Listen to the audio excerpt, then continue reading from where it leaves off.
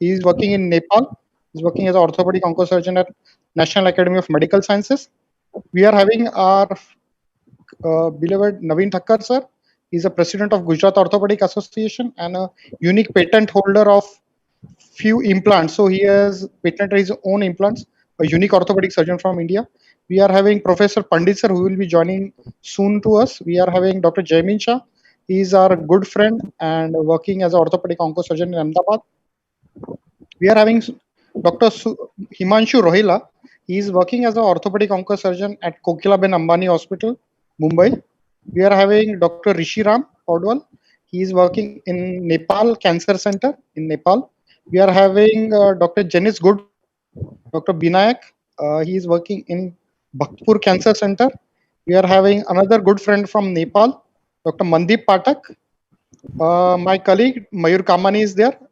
Dr. Rahul Parmar will be joining soon, and we are having faculty from different specialty other than orthopedics. So it's Dr. Raghavendra Bhalera. He is a professor in electrical engineering at Indian Institute of Management. So to highlight what are the schedule of this program. So first was my introductory note, which will be followed by Dr. Mayur Kamani's introduction to 3D printing in orthopedic oncosurgery. Then Dr. Suresh will be speaking on key steps of planning in 3D printing. This will be followed by Professor Lalit Maini sir's lecture and his experience on his book.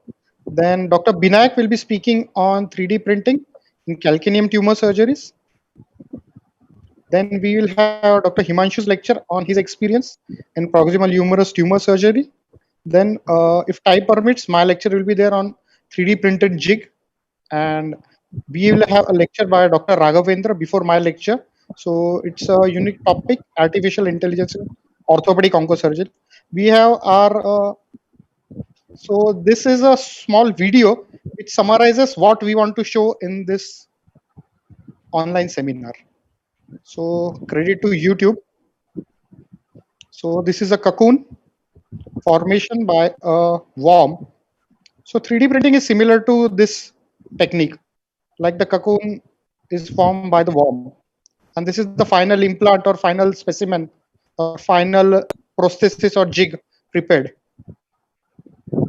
So we'd like to ask Dr. Mayur Kamani share his screen and share his views on introduction to orthopedic oncology, 3D printing. What's its role? Yes, I'll share my screen.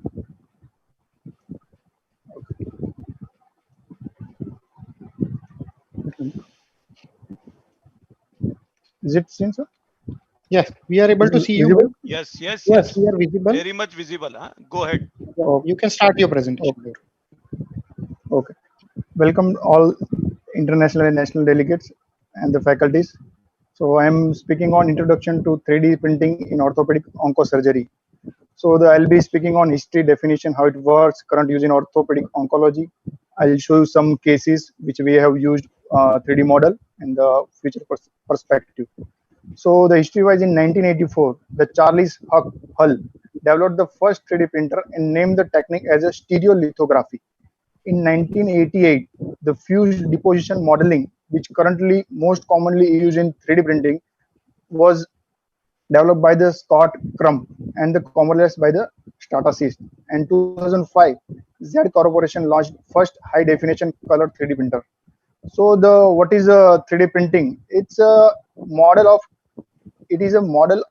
converting a virtual 3D model into a physical object, where a 3D object is created by layering down successive layer of material, also called as additive manufacturing. So it adds a layer by layer and it gives the 3D model. So there are the different methods. First is the selective laser sintering. There laser is used. The second is stereolithography is combined with the computer, and the fused deposition modeling, which is currently used most commonly. So the selective sintering method, in this they build the objects by using a laser to selectively fuse together successive layer of wax, ceramic, metal, nylon, or any of the range of this material. But basically it's used the wax, ceramic and metal and gives a 3D model. So stereolithography is a process in which it used the computer control laser. So it's very precise, and it's also produced the layer by layer model. So it does this using by resin known as the liquid polymer that harden when it's contact with the air. So most common use, and this is the picture which I showed you. This machine we use for the 3D printing. It is the fused deposition modeling, the method which is used. So it's additive manufacturing technology commonly used for the modeling, prototyping, and production application. The FDM works on the additive principle by layering down material in a layers. The detail will be given by Dr. Suresh. So what are the material available? There are a couple of material available, but what we use most commonly is first three: acrylonitrile butadiene styrene, polylactic acid, and the nylon. Others are also used, but most commonly used are these. So how it works? We need only printer, raw material, and software. It's very easy to say, but it's a very lengthy process and it's require precision.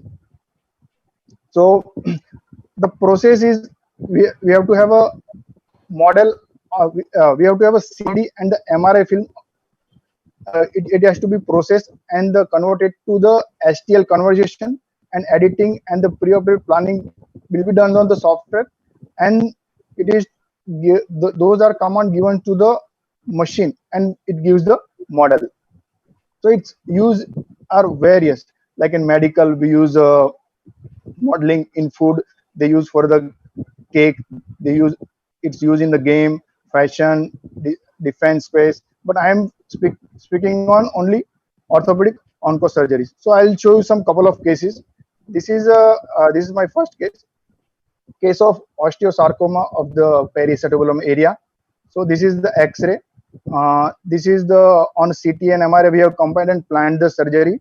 So one cut is from the SI joint and other cut is from the pubic rami and inferior pubic rami. So it's very difficult, but when you make a model and you have a jig, so it becomes very easy. So, and if we match post-operatively, its precision is excised. Well, excision is precise. So this one is my second case. It's a distal femur osteosarcoma. This is the X-ray images. This is the MRI image. We can appreciate the lesion is going up to the physis. So it's very difficult to take a cut from there. But when we have a jig and the model, life becomes easy. And we see the excise model, and if you compare the excise model and the excise bone, it's match exactly. So another case is the case of pelvis bone is osteosarcoma of the pelvis post chemo. These are the MRI images. So we made a 3D model which we have given a color so that we can assist in the intraoperatively. And this is our image post-op specimen. So another case of calcaneum, it's a rare case of mesenchymal chondrosarcoma. The MRI images showed something is going on the talus also. So we have excised the extra-articular.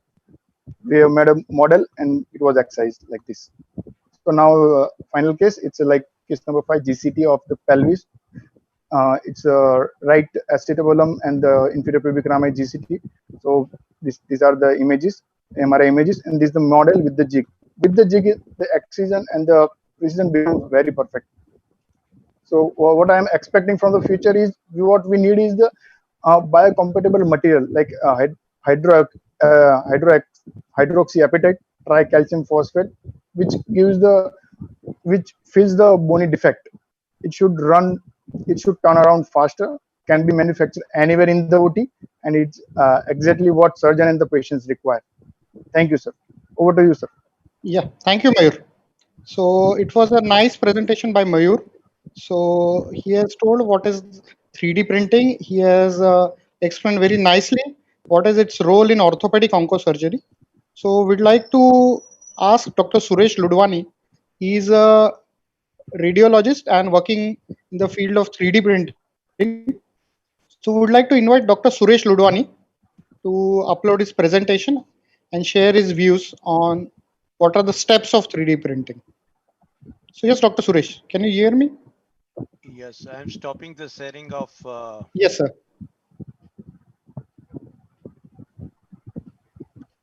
Dr. Suresh? Hello.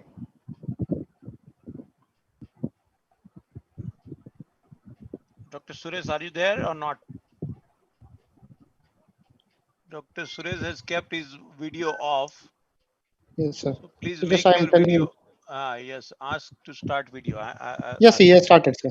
Yes, started. Yes, sir. Very good. So Fantastic. yes, Suresh, we can share your videos and start your Yeah. presentation.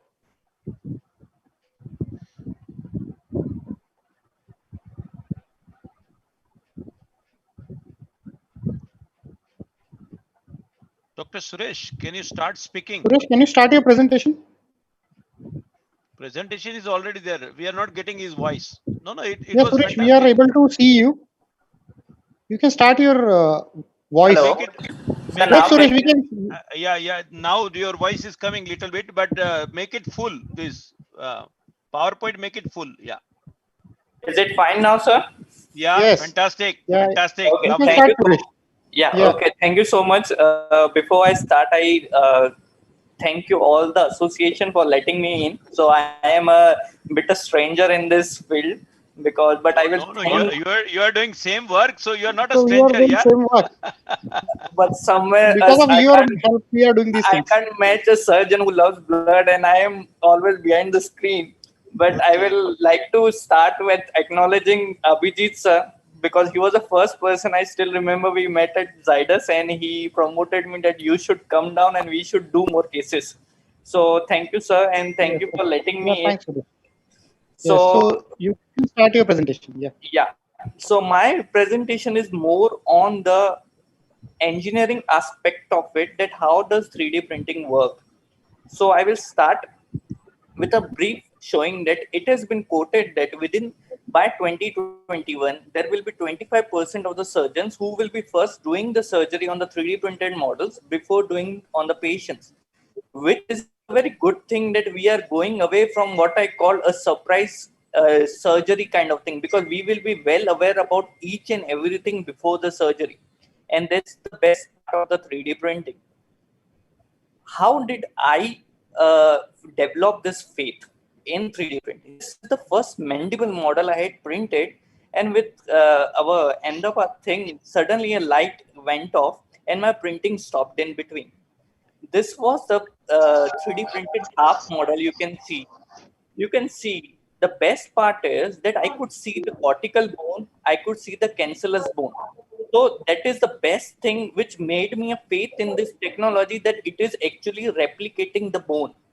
We can get the feel of the bone. So that was a boosting point for me. This was the first model I had prepared with, I guess I may be Dr. Parag Shah. He would be online. He would be saying he's a shoulder specialist. So we had printed the first model with him, and he actually was so happy to see that it was actually replicating the open site when he saw the model, and he could compare, and he sent me the picture. So this was the all boosting point for me. Okay, so this technology is actually replicating the reality. So how to use it, and what are the things we need to use it. So first of all, for me, the whenever I have encountered all surgeons, this is an excellent patient education tool, patient communication tool. The way you show it to the patient always get a visualization that what kind of treatment procedure we require. You can always perform the mock surgeries. You can always prepare an osteotomy jigs on it. You can prepare an patient specific implants. There are dignities who are going to speak on it, and it can always be an education model on your academic level. So this is one of the video. You can see the entire setup has been done in an hospital.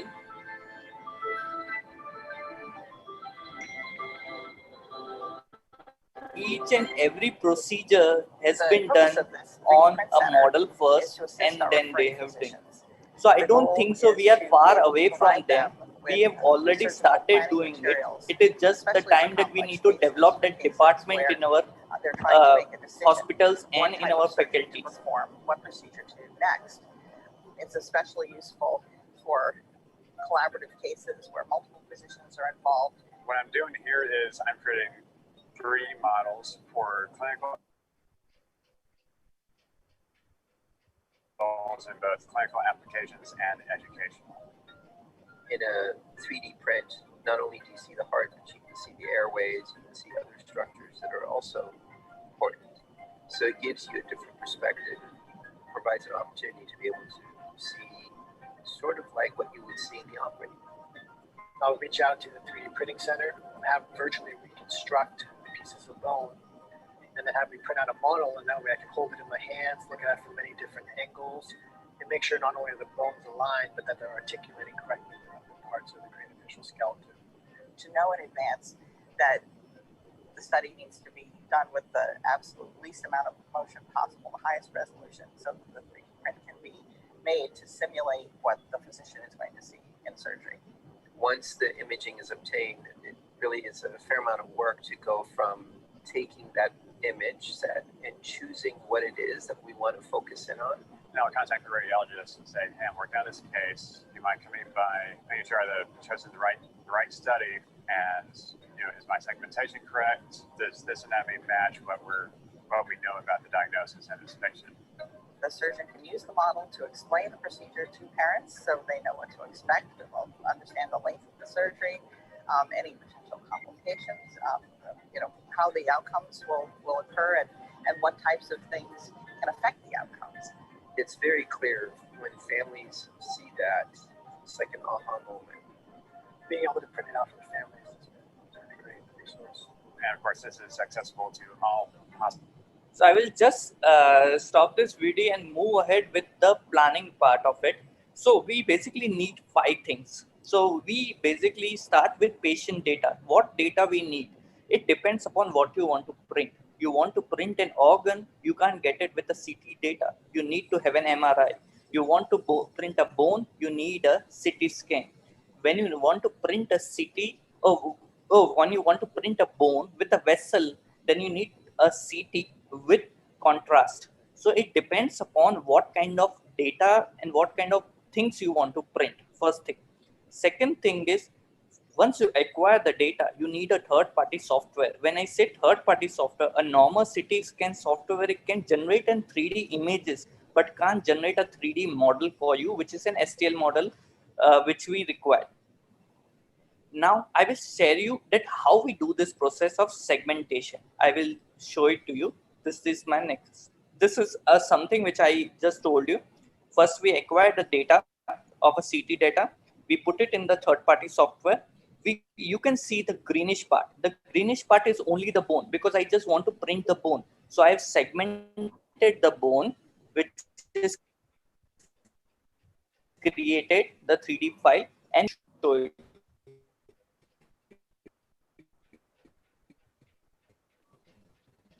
Hello. Can Can I stop your video temporarily? Discuss. Your bandwidth is a problem, so I'm stopping your video temporarily. Okay, you already stopped. Okay, fine. Go ahead.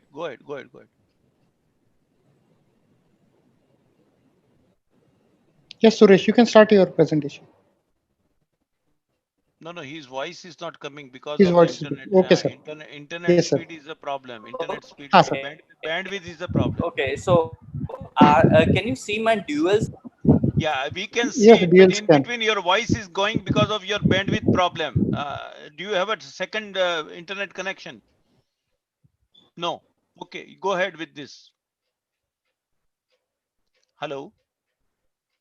Suresh, can you hear us? But he is not able to exactly say. So you can do switch over to the next, and meanwhile he prepares his Yes, sir. So we like to invite Professor Lalit Maini, sir. Maini, sir, are you there, sir? Yes, I'm there. Yes, sir. Thank you, sir. Professor Maini, sir, is an orthopedic oncosurgeon. Sir is a professor at Department of Orthopedics in Maulana Azad Medical College, New Delhi. He is also editor of Indian Journal of Orthopedics, which is a esteemed journal by Indian Orthopedic Association. And sir has written his book on 3D printing and orthopedics. So, sir, we'd like to welcome you on board, and please share your views on 3D printing and your experience on this unique book. Thank you, sir. Thank you, Hello. Abhijeet, for those kind words. Thanks, Dr. Navin Thakkar, and thanks a lot Welcome, most welcome. to Gujarat Orthopedic Association, always bringing out new things. And welcome to our friends from Nepal. It is a great opportunity for me to get an interaction with faculty from Nepal. So Abhijeet has introduced me as an orthopedic oncology. I really don't know, because we've been discussing this, that we are from that generation who have not been formally trained or fellowship trained or MCH in tumors, but we do this by our exposure and training in our institute. So I've been given 15 minutes to Yes, sir. share my experiences with you, and I have modified the requirements from what Abhijeet had told me, because 15 minutes was a good time to me. So I'll be talking about virtual planning and 3D printing in bone tumors. Of late, I've been emphasizing the virtual planning part a bit more, because with years passing, we've realized that it is the imagination of the surgeon which is the most important thing. Because a common question asked to people who use 3D printing is, where do you use 3D printing? So the answer is that as you start using it and gradually understand its dimensions, the sky is the limit, and it is your imagination which you actually convert into an object in your hand. So we've been doing 3D printing for some time, and we have created structures and tools for some time. And if we have to actually classify them, and we've been doing this because our volumes now on 3D printing use in oncology and otherwise have started getting structured into what element we are using. So in simple words, in bone tumors, probably the commonest requirement would be a patient-specific replacing the tumorous tissue, which is removed during the surgery. And also, there would be certain specific indications like cryo and extracorporeal therapy, in which you place back the treated bone and you want to refix it. So you would definitely require certain plates or certain gadgets which need to be very, very specific for that particular patient and requirement. And as Abhijeet and Mayur, I think in his introductory talk, have talked about the guiding jigs, and they are an amazing tool and almost parallel to what navigation can do. And we know that navigation in tumor surgery is still evolving, and the costs are definitely prohibitive. And we've had some experience of using guiding tools for probes for radiofrequency ablation. So in osteoid osteomas, where you don't have the facility of a CT guided ablation, these tools can be really very, very accurate to achieve the same. And definitely, as the first talk initiated this concept, that it really gives you time to plan what you want to do. It explains the patient his pathology in a very detailed manner, and in other words, giving him the confidence on what you're doing. Working in a medical college, it's a big tool for me to pass on the education material to the graduates and the postgraduates, because it helps as an amazing tool for teaching. So let's go through a few examples which bring out these utilities. Now, this is a case of a large lesion in a young female, around 30 years, over the pelvic bone, as you can see in the X-ray on the top left. And it is marked in a circle. It's primarily a lytic lesion. And the biopsy revealed that it was a giant cell tumor. So obviously, the treatment would be probably a type 1 resection. But these were our initial years when we had got initiated into 3D printing. So since we had the CT, the MR, we decided to use the softwares to think about this patient and understand its pathology in a bit more detail. So we created the 3D model in a software in which we could do modulating of the images even further.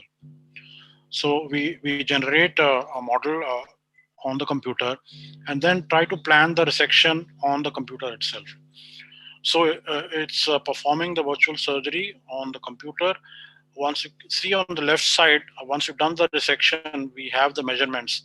And in fact, we can even use the mid plane to mirror this resection on the normal side. And as you see in the figure on the right side, we've mapped the resection on the normal side.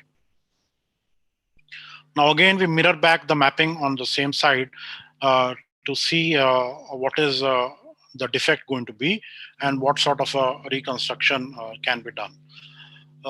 Let's not go into the debate of what is ideal for a particular tumor. This is just to bring out a utility. So we created the patient-specific replacement of the iliac bone, and then we created a few plates considering the fact that where the normal anatomy is there, and we can put in screws to get this plate adhered. So that's what we created, and this was in the first tenure of the Make in India concept of Government of India, and this was actually our first 3D printed model made in medical grade titanium. So it's been almost 5 years plus now, and it's been published and we got good results. So now to the second case, which Abhijeet wanted me to share. That was about a 14-year-old boy who presented with Ewing sarcoma of the scapula.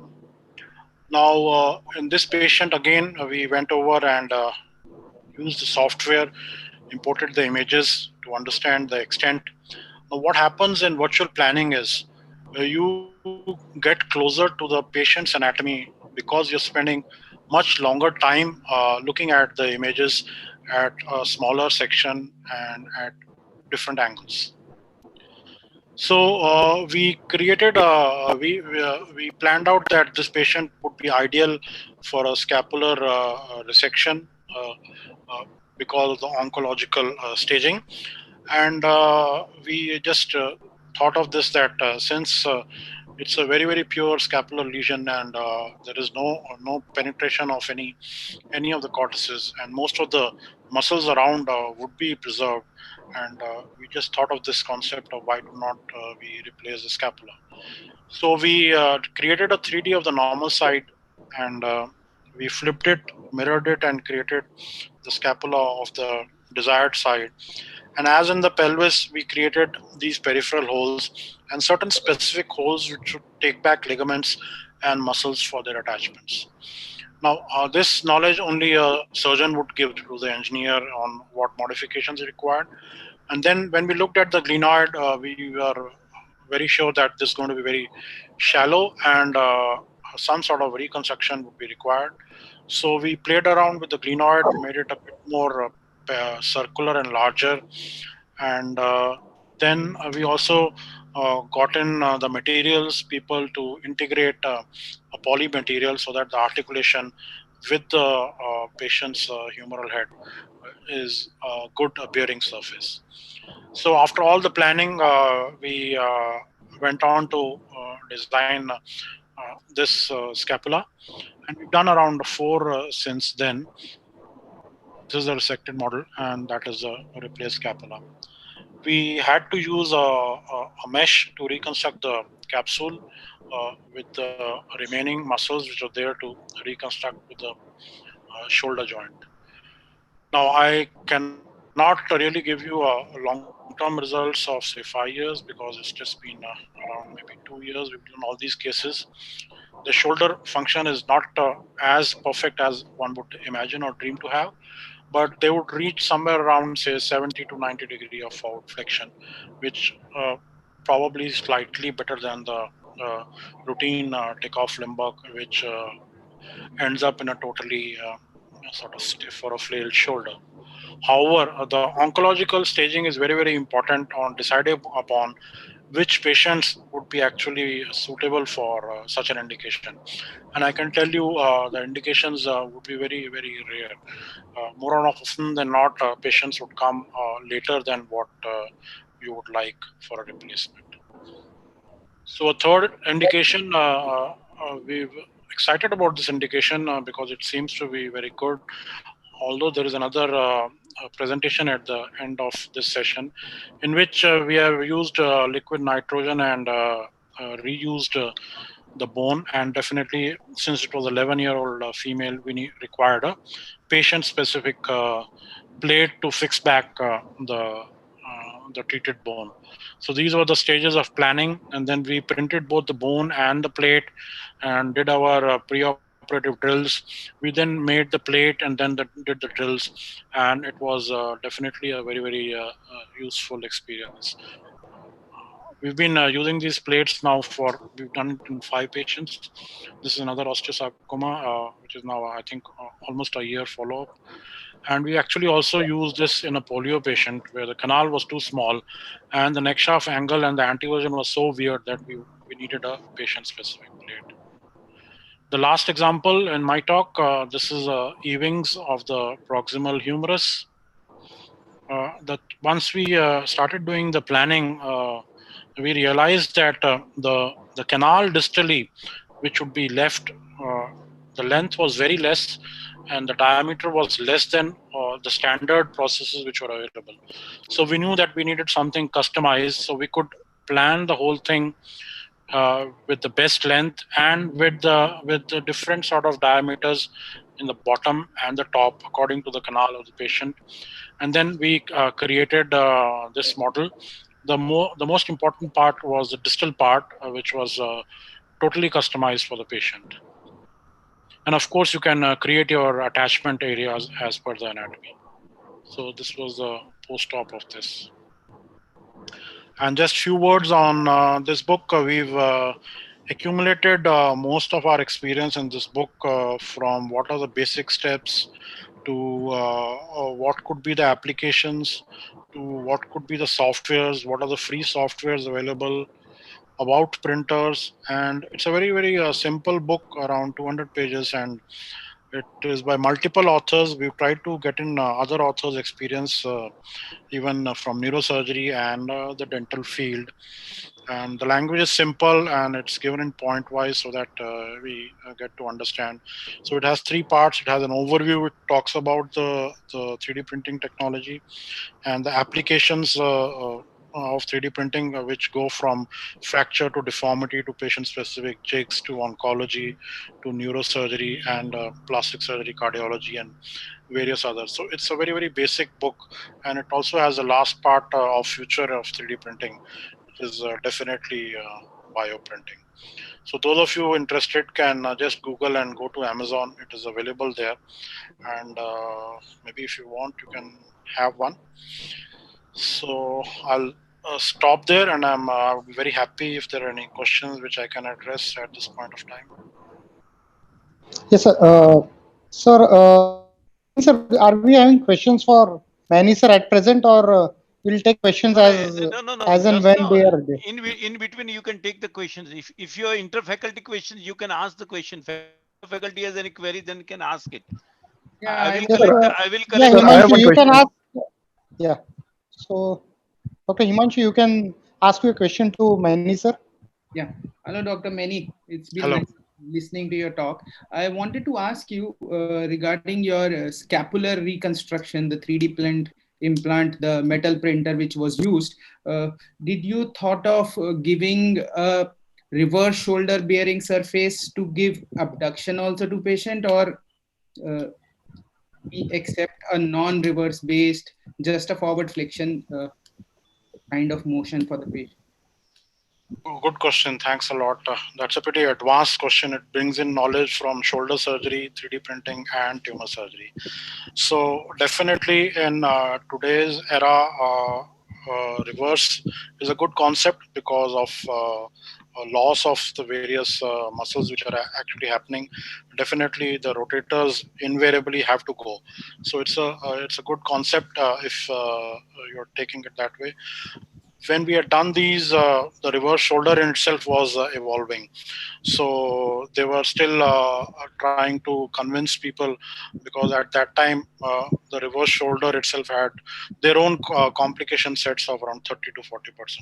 So yes, I think it's a valid point, and definitely function wise it would be a better function if you could use the reverse philosophy.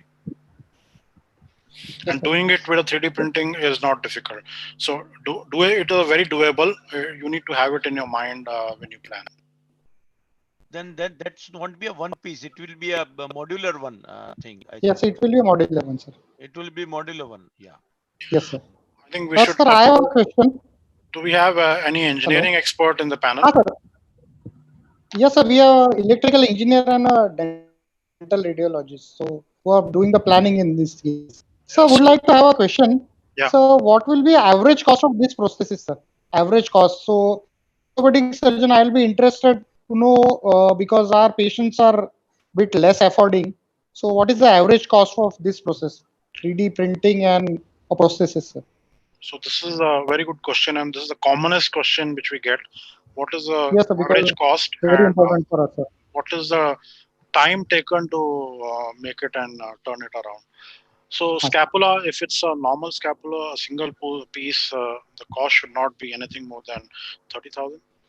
And Yes, that's including everything like shipping and sterilization and post-processing and everything. And with my experience, we've also understood a bit on manufacturing in the way that if a structure is very complex, then 3D printing is an ideal thing. Like if you have to make a calcaneum with a mesh structure, a 3D printing is an ideal thing. Yes. But if you have to make a less complex structure, which could be a proximal humerus, and I would also categorize scapula into a less complex structure, then machining is also a good way of doing it. If you machine the same part, the cost will come down to half, meaning 15,000. So once you do your planning on your softwares, you can export the knowledge as an STL file with which you do your 3D printing, or you can take it out in files which other CAD tools like SolidWorks and all, they understand. So what is machining? Machining, computer-assisted machining is the same way. In 3D printing, you do additive. In machining, actually, you're carving out the same scapula out of a block of a titanium. So the same plan which you have made for 3D printing can be converted into a language which is called IGES or other languages, and you can give the same plan to a computer-assisted CNC machine, which brings down your cost to half. Okay, sir. Right. And so the duration for planning and processing of this thing. So for a scapula, how many days it required for manufacturing and things? So for core manufacturing, if you say from clicking on the on button to the model being created, a scapula should not take more than 1 day. But if you add on the processing and other packaging and other thing, it should not take more than 1 week. Okay, so we have to plan the cases properly so that it is done in around 7 to 10 days time. No, I think there's a philosophy in this also. Like all of you follow the pattern of tumor boards. Yes, so sir. invariably your plan is decided even before biopsy. Invariably. Yes. It gets Yes, changed, but then invariably. That is the time you need to convey to the patient, the relatives, and your team that we are going for a customized 3D printed object. And that is where you start doing your imaging accordingly. You start doing your planning work, so that by the time you get your biopsies, you're almost ready there and sure what you're going to end up with. Yes, so you actually should plan your creating of object like you do your planning of your surgery in between your chemotherapies. So you should be dead ready by the time you have planned your surgery according to your oncological protocols and nothing else. There should not be any gap because of creating this object. Creating the software. Yeah.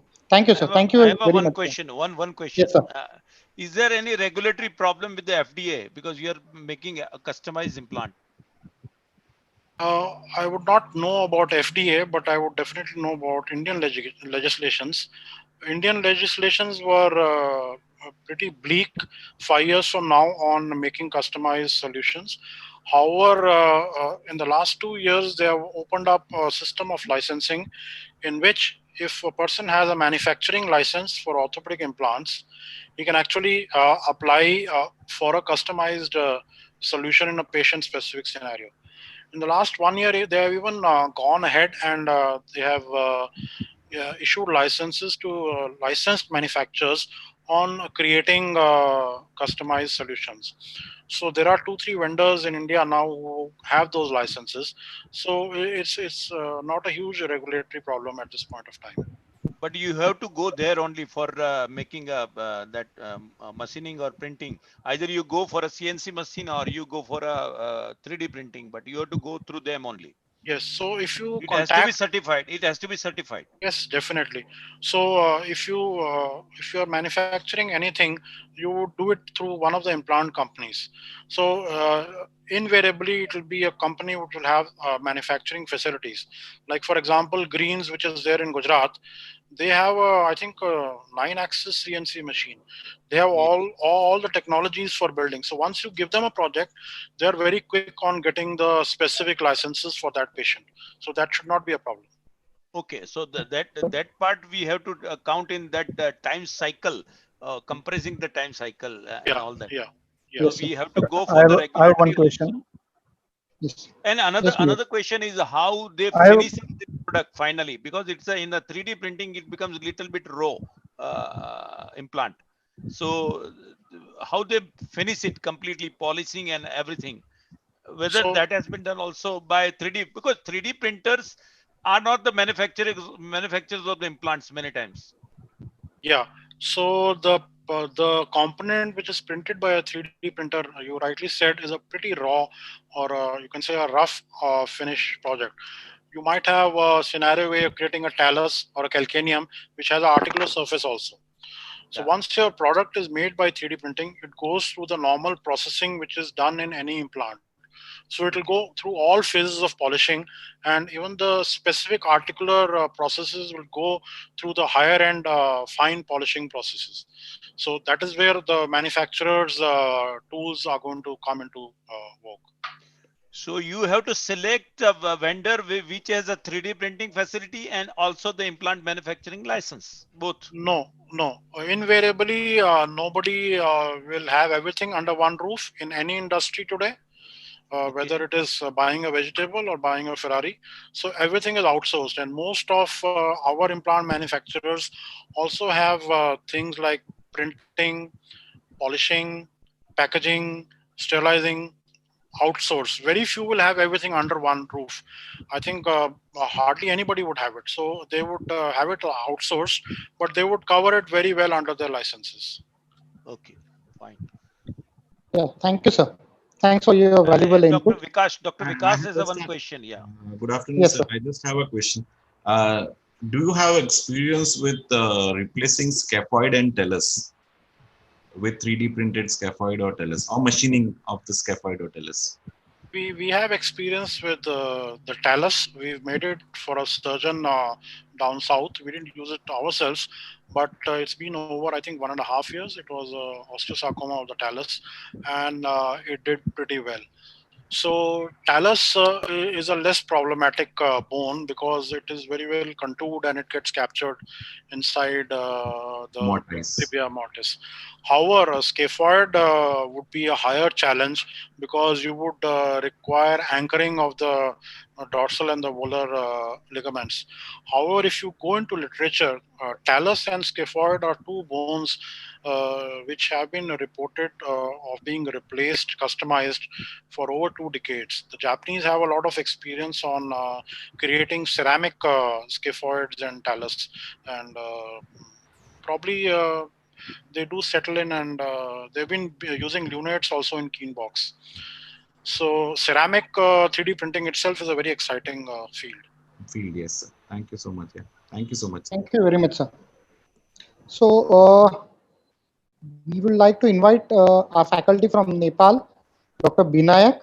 So Dr. Binayak is working in Bhaktapur Cancer Center, and he is working extensively in orthopedic oncosurgery having a very good experience of liquid nitrogen and 3D printing in orthopedic oncology. So he'd like to invite Dr.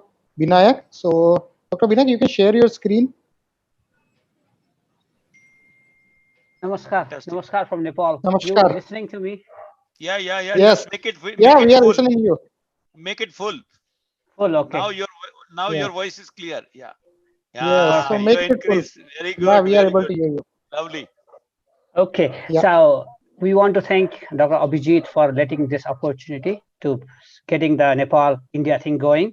We are really excited about this friendship between Nepal and India. I personally think we are brothers before birth and will remain that for the whole life. Yes. Because we are very close. Yeah. So this is the presentation that was to be presented by Dr. Jainth, which is my friend and colleague. But due to special circumstances, he is getting a 3D printing of the coronavirus. So I'm here to present this. So we wish him good health. So he should recover very in fast. good health. He's a very powerful guy. He'll kill it. Yes. So this is a transplant of the calcaneus that we did together with, we're getting to a journey that we did together. Few disclosures first. So basically, this patient finally needed an amputation because of wound issues.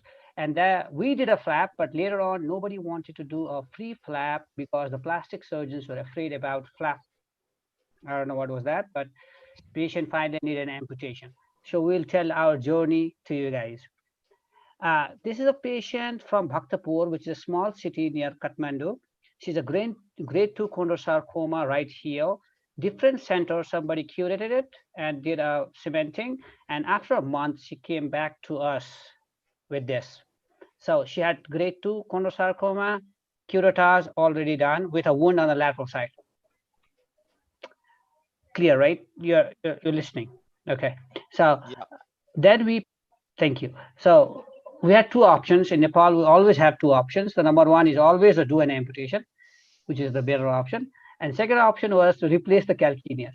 And sometimes, the people try to choose the difficult one, and we try to choose the difficult one, replace the calcaneus. So we started the journey.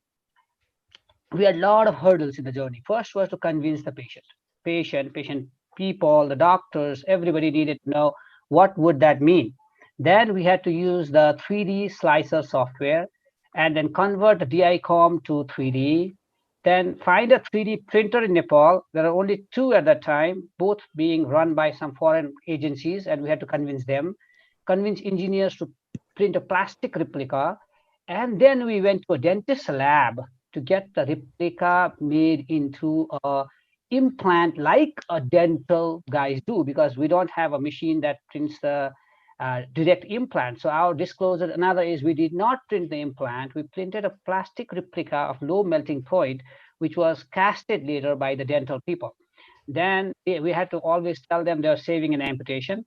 We had to convince all the doctors saying that the time we took will not cause metastasis. We had to bunk out hospital and go to the lab every day.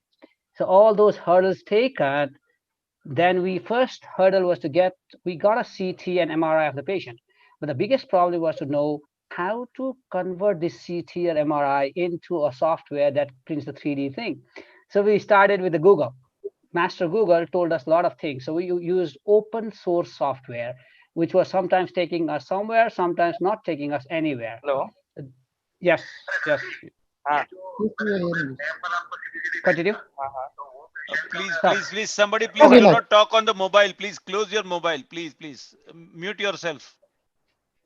Dr. Jainth, अगर denture के साथ करना है हाँ, अगर without Dr. Jainth was the person who did all the computer work, and I was the person with the hammer. So this is the last thing time we when got. we did was to get an orientation. We got a mirror image of her left calcaneum and got the DICOM to be converted into 3D printable something.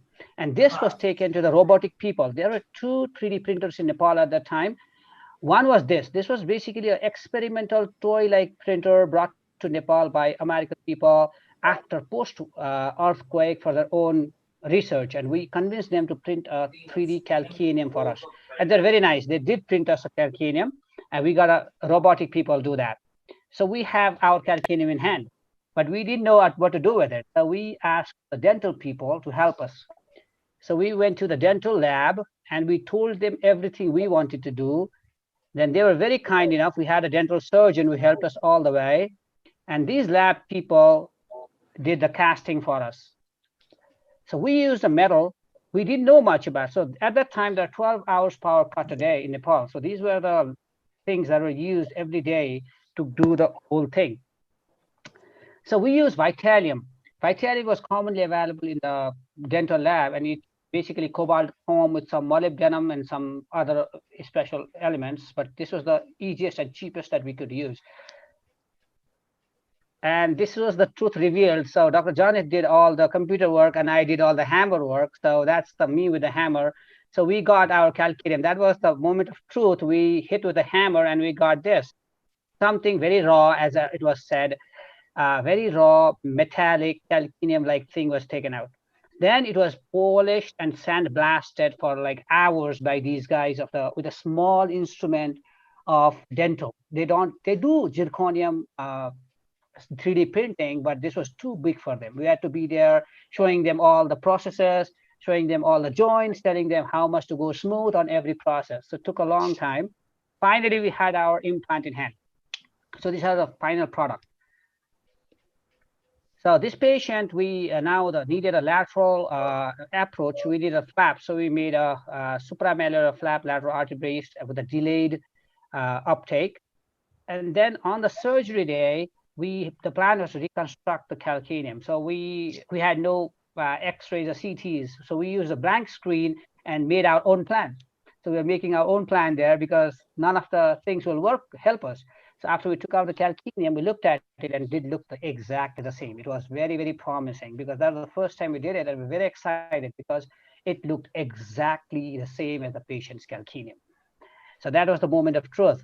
Then we went on to keep the calcaneum in the place, but there were not much things to hold it to. So we used a lot of, if you can see, we used a lot of anchoring substances like whatever we had, the sutures. We made a roundabout there and we used a flap to cover it. The final flap was like this. And this patient's x-ray, the immediate post-op x-ray was like this. So we used screws to hold in the talus and the anterior part. And we used the graft was hold there with the soft tissue and all the soft tissue is closed. But later on, she could walk. We let her walk in 3 or 4 weeks. She could walk, but she started having posterior exactly on that place and the posterior where the calcaneum, when we printed it, it was posterior where all the Achilles tendon was attached. She got a wound and that wound would never heal. And then she did use the calcaneum for 1.5 years to 2 years. Without pain, she walk, but finally she gave up due to the wound. And she said, I wanted amputation. I can walk with a prosthesis leg rather than this wound, like doing dressing every day. So finally she got an amputation. But that was very promising for us because that did help her for 2 years and were exactly the same as the patient's calcaneum. The total cost was $700 and the patient was happy and is still happy. And I again thank Dr. Abhijeet for the wonderful opportunity that he gave me and us, Dr. Jainth, and I want to thank him a lot. And this will continue because we are brothers before we are born and we live till we live. So thank you, Dr. Binayak. So it was an exciting journey. So the journey is important. What is the outcome that will be secondary because in orthopedic oncology, your thinking process is very important. So your only sole aim and intention is to help the patient to get back to normal. And if you fail, it doesn't affect. You should rise back again and again try to get good things for the patient. So thank you. Alva Edison succeeded to fail 999 times. Yes, so the efforts are very important because you took lots of pain to plan the case, execute it completely. Ultimately, that's the important journey for everyone. So success is not that easy, but your try is very important. It was a fantastic story. Any comment? Fantastic story. Yeah. Yes, sir. Navin sir, your comments on this? It's a fantastic story. Only thing is in planning, I think that was much posterior and their attachment at the tender Achilles was the issue. Yes, sir. Wound problem. The particular these area Yes, sir. anyway, The problem was wound problem. even with the fixation in the trauma, these wounds Yes, are problem. so this calcaneum plating, many of the cases goes wrong way. So it was very nice effort. Yes, sir. Abhijeet, can I say something? Yes, sir. Yes, sir. Definitely, sir. I think the term journey was commendable. Yes, sir. Same thing Navin was asking about what all goes on. So it's very important to get on to the journey, especially on simpler indications, so that the day you actually need to reach the Mount Everest, you're prepared. So that journey is a very, very important one. And we've gone through that so many times. And it was such a similar journey. And it was almost emotional to hear to the facts that it was exactly same. We also had a person with a hammer and a person with all sorts of problems. So we've done 4 calcaneums till now, and with time we've learned something. What we do is we downsize the calcaneum on the back end. So we are making smaller tuberosities, and we are making more robust anchoring possibilities. However, the articulation with the talus and in the front has to be very, very anatomical. Out of the 4, 3 were 3D printed, and 1 we took the courage of trying to machine it. And when we gave it for machining, it came back and it looked almost perfect. However, when we compared it and measured it with a vernier caliper with our plastic model, it would not match. So we went behind the guy who made it, and finally he wriggled out that he had actually casted it, because casting is even more cheaper. So if you go for a calcaneum, please only 3D print it, because it is such a bone that it requires a lot of congruence to go back and sit there, and definitely downsize your tuberosities to a great extent. Don't be worried. We actually just need something to anchor. So if it is small, the necrosis part is taken care of. I think a very, very, very good attempt on getting onto the journey. I should congratulate you guys. Same thing with the infection. If you have done a partial calcanectomy, then also it works. Then it works. Partial calcanectomy works. So that we can take the advantage of that experience of partial calcanectomy. Yes, sir. So Dr. Suresh is having some question. Yes, Dr. Suresh. Yes, Suresh. Can you make your mic? Should I make your mic on, or you can make your mic on Yes, yourself? sir. You can make Suresh mic on. Yes, yes. Suresh? I'm trying, but he has to do, because I am asking to unmute, but he has to do from his side. And probably his connection was lost in between. Yeah. Yes. Okay, sir. What is, if you can read the question, we can answer the question. Can have. If he can write down the question Yes, also, sir. we can write. We are not getting his question. Excellent Yes, work. definitely, sir. We will have by Jaimin. Yes. Yes. So Dr. Binayak and his team, Dr. Binayak, Dr. Jainth, Dr. Mandeep, all were the part of his team, and they did very nice efforts for this case. So we'd like to invite our next speaker, Dr. Himanshu. He will be speaking on his experience on 3D printing in orthopedic oncology. So Dr. Himanshu, we welcome you all. He is working as an orthopedic oncosurgeon in Mumbai, and he has been trained extensively at Rajiv Gandhi Cancer Hospital, New Delhi, and he is having overseas training in orthopedic oncology in Korea. So Dr. Himanshu, you can start your presentation. Yeah, sir. Yeah, sir. I'll just share my screen. Yes.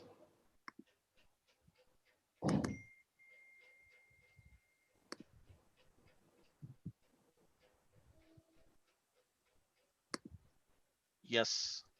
Is it? Fantastic. Yeah, yes, it is all visible, all audible. Yeah. Go ahead. Yeah. Now it is yours. Now it is yours. Thank you, Dr. Navin. Yeah, Himanshu can start. A very good evening to all my speakers and the panelists. It has been a really great deal of innovative skills which have been shown today, and I'm really mesmerized with the kind of work people are doing all around in this field of oncology. I'm here to speak about role of 3D printing in proximal bone tumors. But before going to my case, I would want to throw some light on the current trends and what is the latest in 3D printing technology and its application in musculoskeletal oncology. We all know that 3D printing cutting jigs have been proved to improve resection accuracy in pelvic bone tumors. These jigs have also been used in extremity tumor surgery, where they lead to more precise resection, shorter operative time, and radiation exposure is reduced. But then this study came in early 2020, which concluded by saying that placing of this cutting jig is solely dependent on the surgeon's expertise and is subject to inevitable human errors.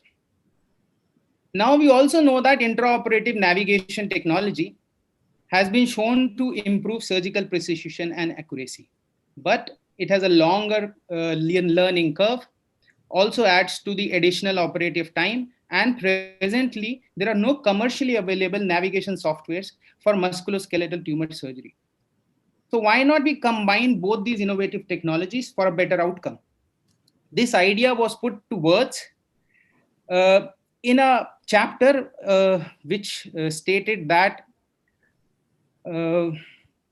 combining of these two technologies can actually reduce the human error in placement of these cutting jugs. The above assumption formed the basis for this cadaveric study, which showed that when you combine the CT-based navigation system, it improves the accuracy of these cutting jigs. With this thought, I would not like to present my case. He's an 11-year-old male boy who presented to me with 3 months history of pain and swelling in the right upper arm. MRI of right arm was suggestive of an enhancing lesion in the right proximal humerus with soft tissue component and a provisional diagnosis of a primary neoplastic lesion of right proximal humerus. Core needle biopsy was suggestive of having sarcoma.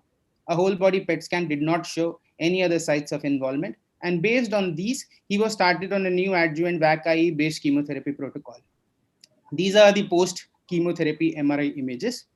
And based on this good response to chemotherapy, a limb salvage surgery in form of a joint preserving transepiphyseal resection and a biological reconstruction with foregut autograft was advised.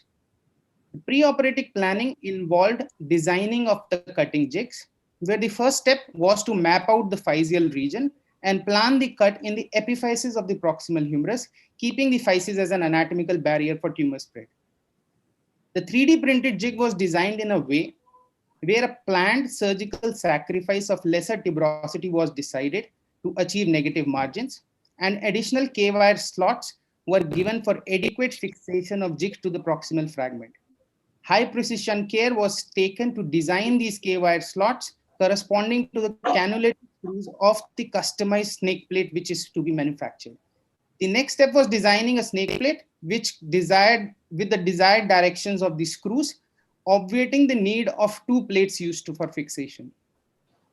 As the proximal fragment was very small, we used an OAM-based intraoperative navigation system to ensure the correct placement of the jig. This is a small video showing the intraoperative OAM-based live CT navigation system, where you'll see this navigation actually guides me to place the proximal wires of the jig right above the physis and the tumor part.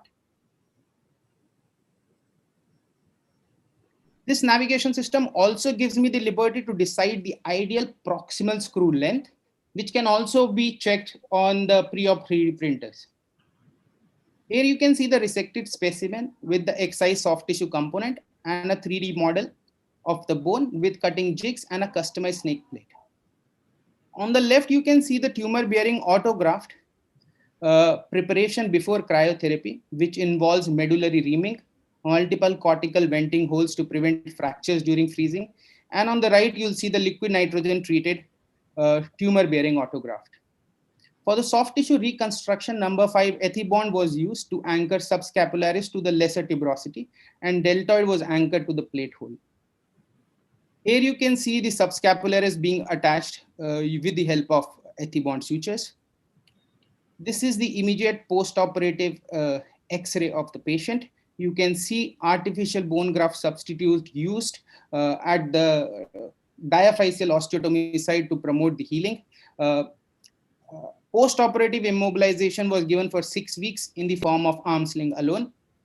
Follow-up at 2 months shows no signs of implant failure, no collapse of the proximal fragment, no screw cutout, no graft failure, nor any signs of local recurrence. But that is too early to predict the local recurrence. Patient is because presently on an ongoing adjuvant chemotherapy protocol.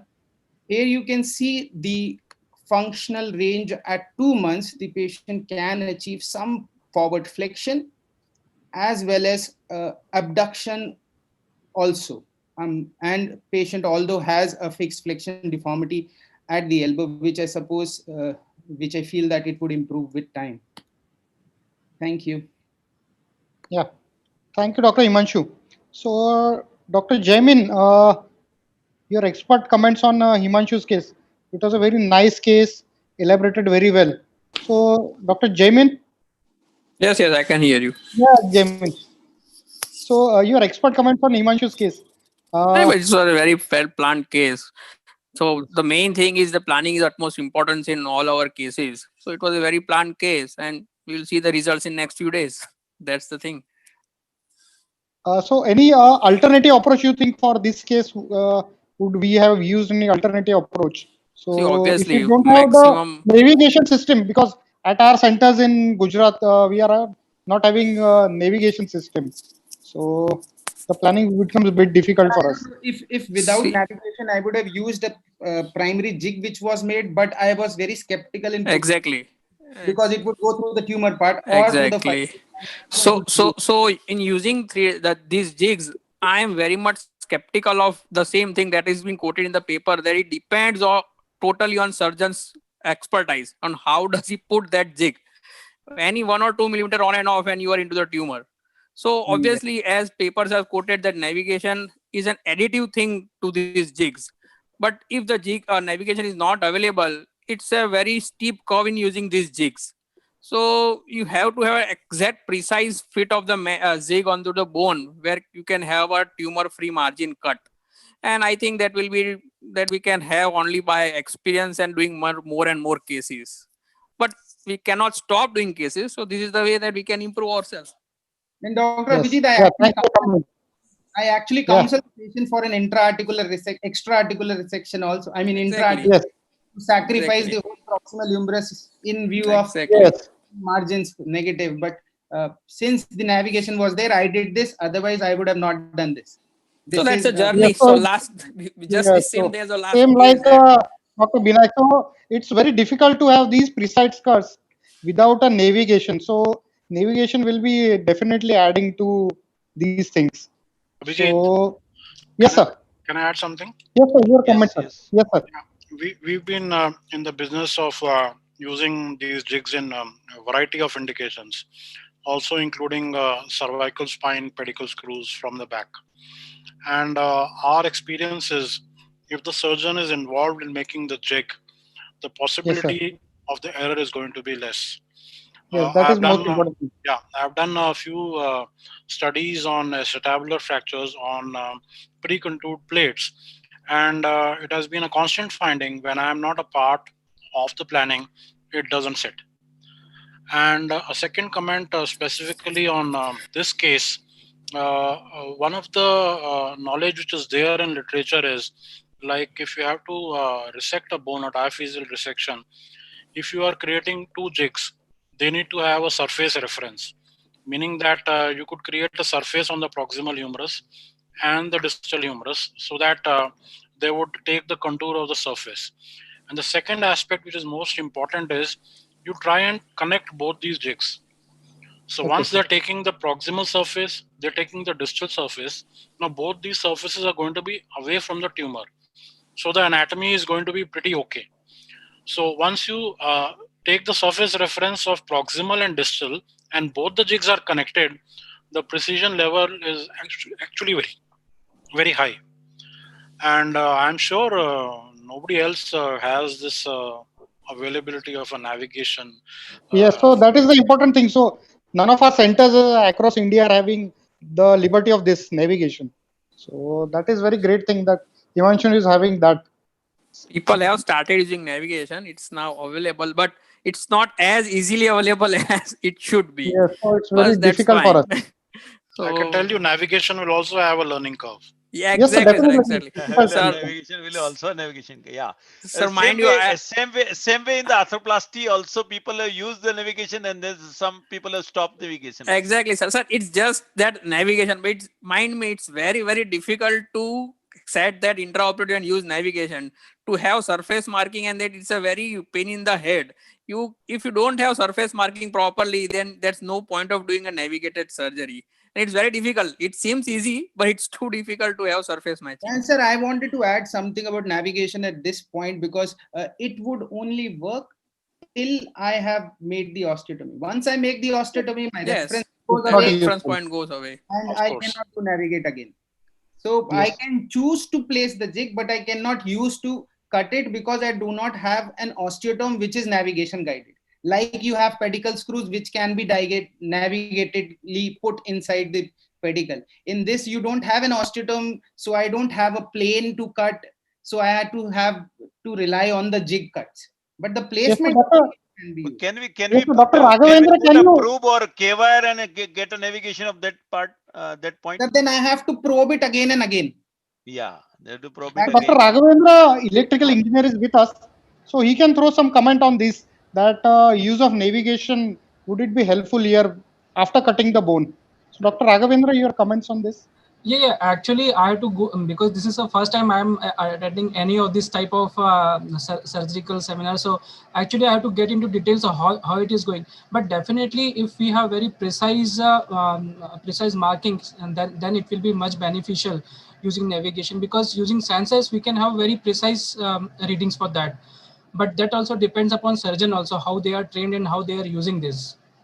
So Yes, sir, we always require a collaborative effort with a good electrical engineer. Yeah, so I thought that there should be an engineer also in surgery room. Surgical team, yes. So much we should have a good engineer with us. Yeah, So, yeah. ultimately, the reference is created by the surgeon only there. Yes. Yeah. So I just wanted to ask one question to Lalit sir, Himanshu, and all the faculties from Nepal and everywhere. So if you are ordering a plate, so do you involve the routine plate, the implant manufacturer, or the 3D printing company only manufactures that implant? For example, if you are manufacturing a plate, for example, Himanshu, whatever you have shown us the plate. So that plate was manufactured by the 3D company or a routine implant manufacturer guy? I got it. So the implant company or the vendors which I use is the company which is 3D Incredible, and it is based in Pune, and it also has the licenses for manufacturing of the metal printer. So they only do the metal printing part. They only do the plate manufacturing and designing of the. So the whole process is done by one person and one company, and all the stages are seen in collaboration with me. So once they design the model of the cutting jig, then I see it again, then we approve it for the metal printing. But once you do the metal printing, you cannot change, because then the annealing, metal annealing and cooling changes. And one more thing which I have realized in some cases which I have done is that all these plans are made on pre-operative chemotherapy, MRI and CTs. Sometimes some tumors don't respond. Exactly. So my planning goes waste when I do a repeat MRI just before the surgery. So I have to be very careful at every chemotherapy, how the response is coming, how the clinically the swelling is reducing. If the swelling is not reducing, I would tell the implant companies, no, we cannot go ahead with the 3D printing in this case. We would have to resort to customized implants, which are routine off the counter available implants available. But yes, the 3D Incredible company gives the implant manufacturers, all the certifications are there with them. Can I ask one question more? Yes, sir. Yes, sir. Do you have to pay in advance to these companies? Yes, sir. You have to. Of course. So that's the trickier point, because yesterday only I did one case which was exactly what you said. The disease was increased after chemotherapy, and I was crossing my fingers that for God's sake, if I have to replace that implant which was costing 4 lakhs, then I will be enough fixed. So that's the thing, that we need to somehow set this bridge apart of that finances part. We can ask those companies that we can have on that edge whether we can use That's that what implant or not. What I do in such situations, I stop just after I do all the process and tell them to not to start metal printing till I before chemo, before last. Exactly. So Exactly. that's done. Some of the stores, the glass items, if you touch, you are what? You are what? Exactly, sir. This is the same scenario. Once touch, sold. Can I ask one question?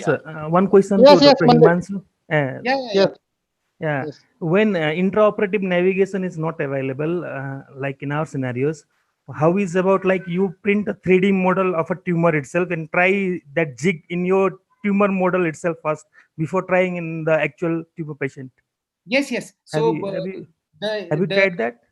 Yeah, we do that. I showed a photograph where there was a bone model available and the jig available. But the problem with bone models is that they do not give the soft tissue wrapping around the bone model. So my jig has to be placed at a level which is based on an anatomical landmark. So my jig was placed on a greater tuberosity of humerus. So I can palpate the greater tuberosity disease was not there. So that way I can find out where exactly to place the jig. But on a bone model, yes, you would get an idea where it would fit. But on table, on patient, there would be soft tissue attachment. So you'll miss out that point. So that is why this helps in a very close margin case. If it was a diaphyseal osteotomy, I would not even use jig. I would just use the saw to cut it out. That is my opinion. But anyway, you are going to intra check the margins and all that, na? Sir, yes, frozen is sent for an intraoperative proximal fragment margins are sent. But sir, if it comes positive, if suppose it comes positive, then the plan has to be remove everything, add an adjuvant radiation therapy to the patient in an Ewing sarcoma. So the things become more messy. And then always the risk of local recurrence in Ewings, which is very dismal prognosis. So then you have to throw the plate which you have made 40,000 and then put in a new thing in. So it's always that part which in your mind always keeps on ringing when you're using such type of investigations. So it is a very narrow subset of the patients. Yes, where exactly. Yes, sir. Where you can use it. So Exactly. Margin of error is very minimum, sir. All this was done just to save the proximal part of head to give him abduction. If I remove everything and put a prosthesis, he'll never get abduction. So that abduction movement just to save the supraspinatus insertion and infraspinatus insertion was done to give the function a little better. But otherwise, always best what we've been doing is to do a proximal humerus replacement, and only function which he has is the elbow function. So I think Lalit sir can enlighten us. How is his experience in using these 3D jigs? Is he now more comfortable now in using jigs, sir? Are you more comfortable now? If I ask you now. Yes, definitely. I am more comfortable. As I told you, there is a learning curve to it. Yes, so exactly. if you fail, you learn, and then you come back again and do it. And talking about navigation, if I have to tell you about the future, what is going on, we are actually collaborated and we are working on a project in which we are using augmented reality with the jigs. Oh, that's meaning nice. there is just the HoloLens and the augmented reality, and we can exactly match the placement of the jigs intraoperatively. So the jigs is one of the most useful application of 3D printing, I feel. Wow, that will be very much beneficial if that turns out to be great. Yes. So we will have our next speaker, Dr. Raghavendra Bhalerao. So he will be speaking on artificial intelligence. What Lalit sir said, what is future? So artificial intelligence. So Dr. Raghavendra is a professor in electrical engineering, and we are also trying to collaborate with him on our orthopedics and radiology. So Dr. Raghavendra will be speaking on artificial intelligence in orthopedic oncology. Yeah, Dr. Raghavendra. Unmute yourself. Unmute yourself. Yes, sir. Dr. Raghavendra, please unmute yourself. Unmute yourself. Raghavendra, left side. Yes. Yeah. Go ahead. So first of all, thanks for providing me this opportunity for presenting. Make again full. Yeah. Okay. So thanks a lot to Abhijeet sir, and thanks a lot for GOA for providing this opportunity to present some of related work in artificial intelligence that can be related to orthopedic oncology. So basically, I am a electrical engineer and I have done my PhD in image processing. So that is the reason why I came into contact with Abhijeet sir, and then now this one. So basically, what we understand artificial intelligence as an engineer is that it can be used. We have various algorithms that can learn. Once they learn, they can improve the experience, whatever output which we are seeking from them. So nowadays, many things are using this artificial intelligence. If going specifically to medical images, we can say that classification is an important and very major application which can be used in for medical images. Basically, when we talk about artificial intelligence, so we have two types of algorithms. One is supervised and second is unsupervised. So in supervised classification, we are providing some test data that can be trained, and using this, we can classify the images into whatever regions we are seeking. In case of unsupervised classification, we don't have any data that is for use for training, but algo itself, based on features, learn that which is a disease part and which is a normal part. Now, going to the medical images, so very important application for oncology. So we are using different types of sensors to get different types of images, and medical interpretation is very important for any of the surgery or any planning for oncology. So basically, what AI will do, once you have images, you can train the algo, and then it will help the radiologist to improve the diagnostic accuracy. And based on that, we can reduce the errors. As we have different types of images from different sensors, so to register the images also, for example, if we have images from X-ray, we have CT scan, we have PET. So perfect registration of these images is also a big challenge. And once you have these images properly registered, you can plan accordingly. The main important part is how to analyze these images. So we as an engineer have a different approach to analyze the images, but you as a doctors have a different approach to analyze these images.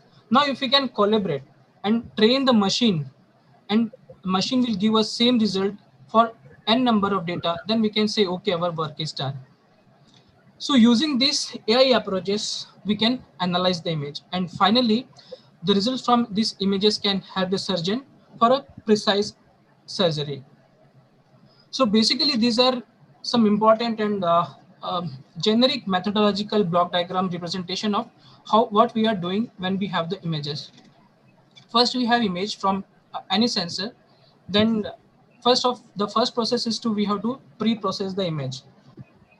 Based on our application, we segment the image, or we can do direct classification if image is of good type. Next is our feature extraction. So basically, if you're talking about classifying the image into different types of tumors, so benign and malignant tumor. So in that case, the image will have different features for this type of tumors. And using this, we can post-process and then classify into different types of tumors. In these tumors also, we have a number of tumors. So based on properties of these images of these tumors, we can further classify into a specific subcategory of the tumor.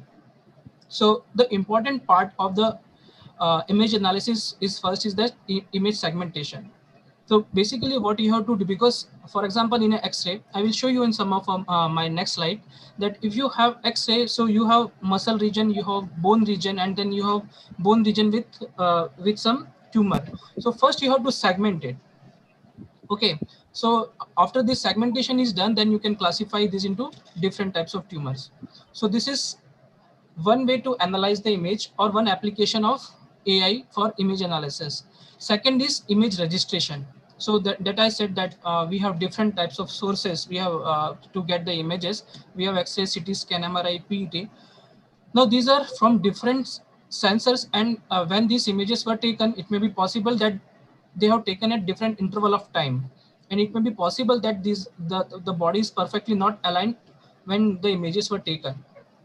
Now, when we are talking about, for example, a tissue or a tumor that is at a specific location, so now we have to register these images properly and get its 3D model. So in image registration also, a lot of AI, help of AI can be taken to get a perfect alignment of images from different sensors. And finally, what we do, we have to get some results in terms of properties of tumor. For example, what is the area of that structure, what is the volume, etc., what is length. All those things can be quantified using images. So in orthopedics, oncology, these are some of the applications which we can use. First is classification on tumors, and then localization of tumor, then surgery, and a lot of image processing can be used before 3D printing itself. In previous of some presentations, they also said that they are using some third-party software to get 3D model from CT scan and MRIs. So here also a lot of work can be done to make precise 3D model of whatever structure we are looking into.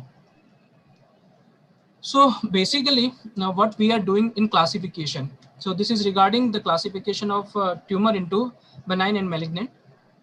First, we have to use the training data set. From this training data set, we supply some type of features to the algo. And then based on some future features and hypotheses, predictions are done. So this is a learning process in which algo also learns, and again, it improves its accuracy. Now, going from from engineering point of view, we have different types of classifiers. So basically, it depends upon whether the thing which we have to classify is linear or not, or non-linear. This is regarding the structure of that particular element. So based on this, we have different types of classifiers. So these are different types of classifiers which we can use. It also depends upon what are the features which we are looking into that particular tumor. Okay, so we have from very simple algorithm like the last one, k nearest neighbor algorithm and support vector machines. So these algorithms also give very good results. And then when we go into complexity, more complex algorithms, we have reinforcement learning and neural networks. So basically, they also require a lot of computational aspects also. We can compare the accuracy of different types of algorithms on same dataset at same time when we are using some softwares. So based on that, we can just get that which algo is working best in particular type of environment. So basically, in classification, what we do, first we have to segment the image.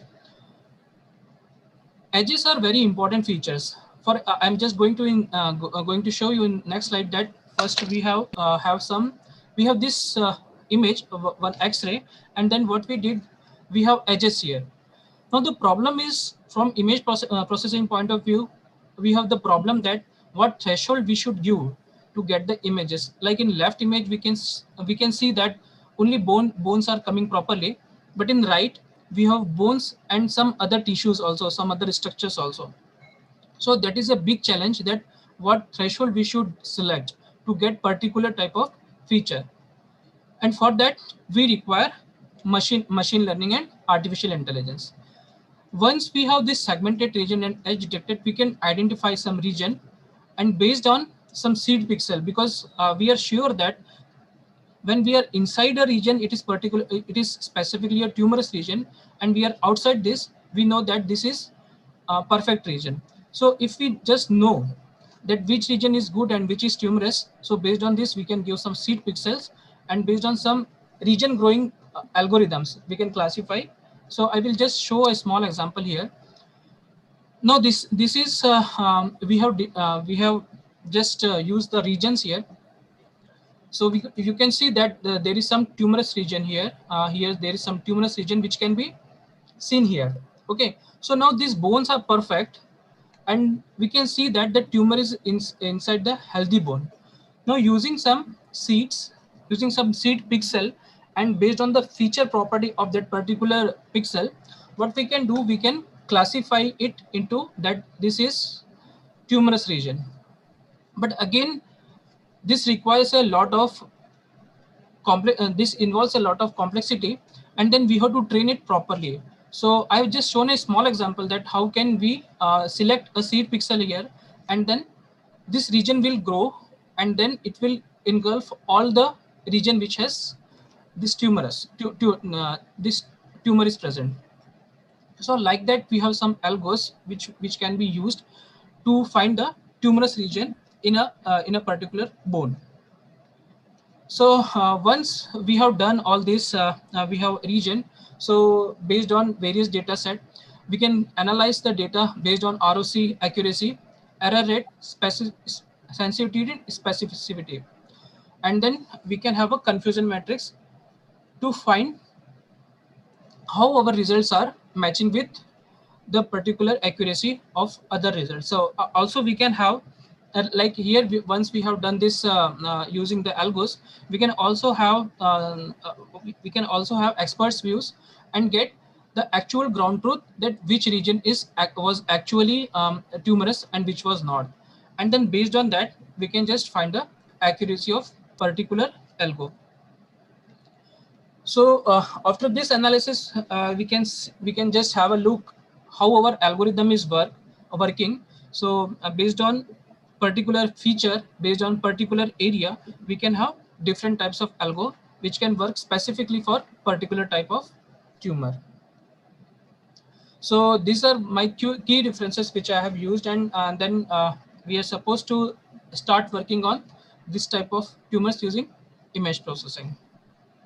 So that's all from my side. A brief introduction how AI can be used to find the tumors here.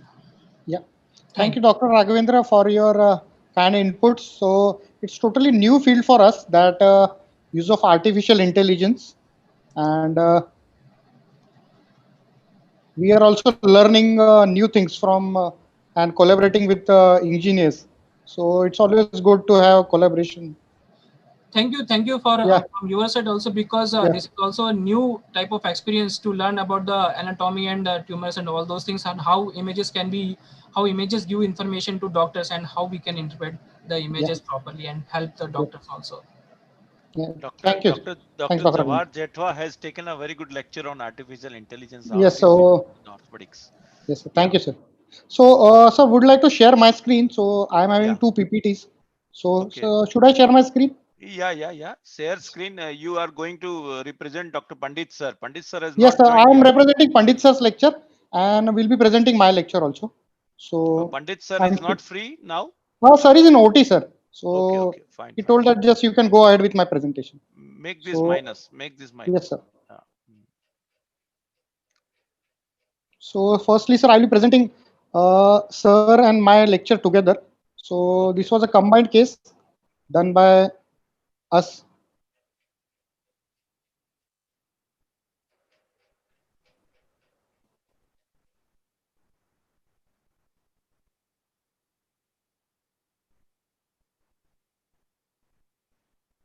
So good afternoon, friends. Would like to present a case of 3D printed plate fixation and cryosurgery for diaphyseal tumors.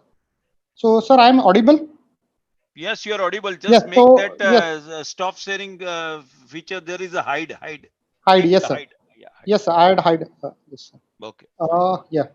So this case was done at GCRI, and this case was done together by Dr. Pandit sir, Dr. Jaimin, and me in 2017.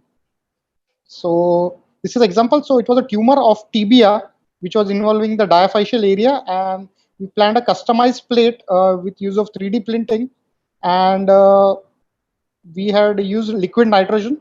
So it was our first experience with liquid nitrogen in 2017. So the case is of 45 years male with osteosarcoma of diaphysis of tibia. Patient had a tumor of around 12 centimeters, and it was quite away from the knee joint. So we thought that we will be able to preserve the knee joint and give good knee function to the patient. This was his MRI, and it responded very well to chemotherapy. So we planned a 3D model plate and use of liquid nitrogen for this case. So this was the preoperative planning. 3D model tibia was prepared, and cut were taken in the proximal part and distal part, and we used a customized plate for this patient. So we can see here it's a solid plate, and few holes are made into the diaphyseal part so that the strength of the plate is improved and decreases chances of breakage until the union is achieved for this patient. So this was the intraoperative images. This was the open biopsy scar. So patient had done biopsy at outside center and he was referred to us. So this was the open biopsy scar. This is the skin incision. So proximal cut was 3 centimeters away from the knee joint and 14 centimeters resection was planned. This was the images of biopsy scar. It is isolated biopsy scar over the tumor and skin flaps are raised, and proximal and distal osteotomy site were marked. So there are 2 forceps placed. One is proximal forceps, proximal osteotomy, and second is a distal osteotomy. And here we can see the neurovascular bundle is separated very well from the tumor with good margins. And this was the cut, proximal cut and distal cut. So we planned for this case a oblique cut so that we can place a screw which can help for union, better union time. Yeah. Interfragmentation. Yes, sir. So we place the plate prior to the resection into the normal bone. So this was placed into the normal bone away from the tumor so that we can place exactly screw and what will the plan post-operatively. So we first did distal osteotomy. It was oblique osteotomy, and frozen was sent for seeing whether the tumor is involving the distal segment. So it was clear of tumor, and the proximal osteotomy was taken, and again frozen section was sent from the upper part, and we can see here the patellar tendon is attached to the tibial part. So this patient, we can have good knee function. We don't have to attach the patellar tendon. And this was the resected specimen, and we can see the neurovascular bundle into the defect area. This was the resected specimen, and it was planned before surgery. It was exactly in the same fashion, and we had proximal cut and distal cut, and we had to remove all the soft tissues. So all soft tissue was removed so that we can make the bone clear of the soft tissues. Use a pulse lavage, give good wash with pulse lavage so that we can remove the soft tissue mass. And this is the image how liquid nitrogen is placed, and we use a thermocol box here.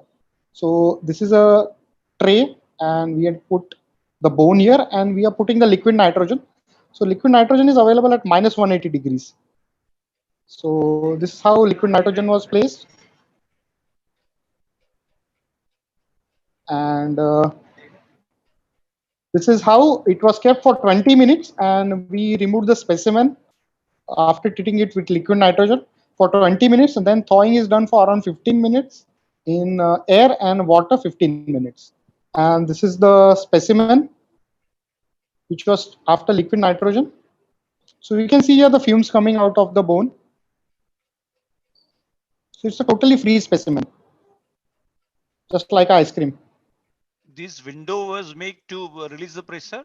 So it was a bit soft tissue defect into the bone. Okay. So that's why we had to prepare it. It was a bit soft area in that. So we placed a cement here later on. So this is the cryosurgery treated tumor bone, which was brought back again. And we again put it back to its original site. So this is the exact osteotomy, distal osteotomy. This was the proximal osteotomy, and we placed, this area was not looking that good. So we placed cement in this part. And the plate was put back again. And we put 2 interfragmentary screws in the upper part and 1 into the distal part. And we can see this is the flexed knee, and this was the post-operative X-ray. We had put 2 screws. This was an oblique screw. This was second oblique screw, and this was the screw which was placed because we had an oblique osteotomy. So the take-home message from this case will be we can use good plates, like Dr. Lalit Maini sir said, a good plate which is customized. We can see here, this is solid component, and we have holes here. So we can put screws into the autograft treated bone so that it unites very well, and very less chances of that this will fail. So the union time for upper part is around 6 months, and in the lower part it takes around 9 months time. So this is the first presentation. Thank you. And I would like to share Our second. Do you think that the Yes, stability sir. wise you require a medial plate also for such a So segmental the fracture? closure becomes a bit difficult, sir. Okay. So Thin that's plate, the issue here. thin plate, Yes, but sir. medial So yes, support. sir. We had tried in one case, but the closure becomes a bit difficult. So I have a we may question. require flap. Yes, sir. I have a question. Would you put Yes. cement if there was no hole? If the So bone did not have a hole, yes. would you still put cement if the bone did not have a hole, or you'll just In few cases we are putting cement into the medullary canal, but nowadays we have stopped putting cement. In few cases we have put fibula also. So we have tried to modify Kapana technique. So put a vascularized fibula there, and it may help. So cement we are not putting in all cases. So in cases where we think the bone quality is not that good, in that are the selective cases where we are putting bone cement. Only thing surprising we thought look is that even after thawing and completely white bone was looking after fixation something red tissues on that. Yes, so it may preserve blood supply. So what we Yeah, think. yeah. I would like to share the second case, second Okay. PPT. Abhijeet, can I say Yes, something? sir. Yes, sir. Yes, sir. The same Yes, thing sir. what Navin has brought out. This is a Yes, very sir. interesting feature. When you put the bone in the bucket and you pour liquid nitrogen, for the first Yes, sir. case you do, Yes, sir. you keep wondering that the bone is not freezing. But as Yes, soon sir. as you pick it out from the liquid nitrogen tank and keep it on the trolley, it freezes immediately, meaning you Yes, start sir. seeing crystal over it. And same Yes, sir. thing when you thaw it and you wash it with saline, you see spots of blood here and there. So for Yeah, the first time when you are doing it, you feel a bit uncomfortable what's happening. But this is all yeah. Yes. normal. This is normal. Yes. Okay. So we talked with our friends who are doing these cases. So they told us all the steps, and because first hand we had never seen these type of cases, so it was a good experience to share cases. So we talked with one of our friend from Chennai, Dr. Vishnu. So he had a experience of using these cases. So he shared all his experience that the small chances Uh, it may crack. Abhi, Yes, sir. this presentation is having only 4 slides. Is it so short? Dr. Abhijeet, Yes, sir. It's a video, sir. Video, sir. Okay, then So fine. it's a Dr. video, Abhijeet, sir. can I ask you something? Yes, yes, yes, Dr. Image. Yes. Acha, the thing about, I know you do a lot of freezing cryotherapies. Yes. Would you choose to do a pedicle freezing now in this case? Yes, so we are doing pedicle. This was our first case. So now we have started good number of pedicle cases. So So we are for using for the for pedicle the for. for the for the information of the viewers, just Yes, clear sir. out what is pedicle thing, what Yes, your sir. terminology So you're we'll using. like to. Yes, sir. Just give me 1 minute time, sir. Just I will share a case of pedicle and then we'll go for this case, sir. Okay, so This that PPT. Yes. everybody is thinking the what this new terminology came pedicle something. So just we'll share, sir, one video of pedicle thing, and Pedicle, so humerus. this is also a short video of pedicle. What is meaning of pedicle cryosurgery? So we are not cutting the bone into only one part. So that is the thing, and it helps to. So this is the small experience of using. So this is the tumor which is involving the humerus, and we are cutting only in the upper part. So only upper part is cut, and the limb will be turned upside down so that this Okay, part goes into the liquid nitrogen. okay. So So you are making nitrogen near to the bone rather than the yes, bone so to so so yes, that is the so this how this way we are making the limb upside down.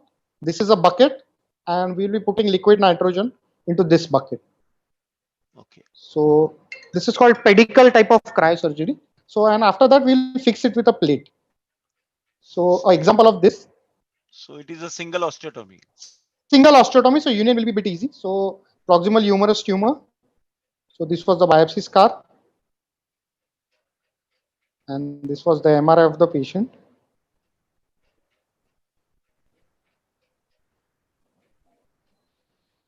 So this was the incision mark. Yes. And these all the nerves are separated. Neurovascular bundle is separate. The tumor is well covered with the soft tissue, and this is the step how we will do the pedicle method. Okay. Now So a single cut is there, but you and have to we'll keep, turn you have the to take, limb but upside down. you have to take Yes, care sir. of the other soft tissue also. Yes, so we are to that all steps we are showing now. So this was again our first case. So we thought that we'll plan it properly, and So here you will not remove all the soft tissue. yes, sir, we'll remove all the soft tissue, sir. So this is the procedure. How all the other part is separated because we are removing the tumorous part here. So this is the bone. How we make free of the soft tissue, Right. and this all gadgets are used. We make multiple holes into the humerus here. So you can see here. We have to put the scoop. Don't go beyond the tumorous area because it will lead to contamination in the upper part. So don't take care. You have to take this in. And this is the, you have to make the limb upside down. So we can see here. Uh, we are holding the hand and elbow region, and this will be a bucket will be placed here. So this is the bucket in which we'll be putting the liquid nitrogen. So before that also we thought that we'll practice all these steps again. Okay. So is it feasible or not? So So you have it to was make a feasible. special, you have to make a Yeah, special yes, sir. vessel. With You special have to bucket, make a yes, sir. special vessel Special where, vessel. So this is how liquid nitrogen yeah, is put. it should be of that shape, like a Yes, kidney sir. tray or Yes, yes, something. sir. Can I Yes, sir. Yeah. can I add Yes. So something? we have put. Last time Yes, we yes, last time we did it, we used like the OT assistant's water bottle, yes. So which was so this like was the so best. this was not a special instrument. This was a dustbin which was available in Yeah. our OPD complex. So we thought we bought new dustbins from our stores and told them that we'll be using this for liquid nitrogen cases. Dr. So Abhijeet, I have one question in this. When you use yes, such metal containers, there is always yes, a problem. I don't know. I have this thought that it is a good conductor of yes, temperature. So is the yes, liquid nitrogen inside is of the same minus 180 degrees centigrade, yes. or the temperature reduces? I don't So know. we can use a glass container. So we are thinking now using a glass container. So that is our planning for next case. And we can cover this upper part of the steel with a rubber casing. So that modification we are thinking to do on our next cases. So this was placed for 20 minutes, and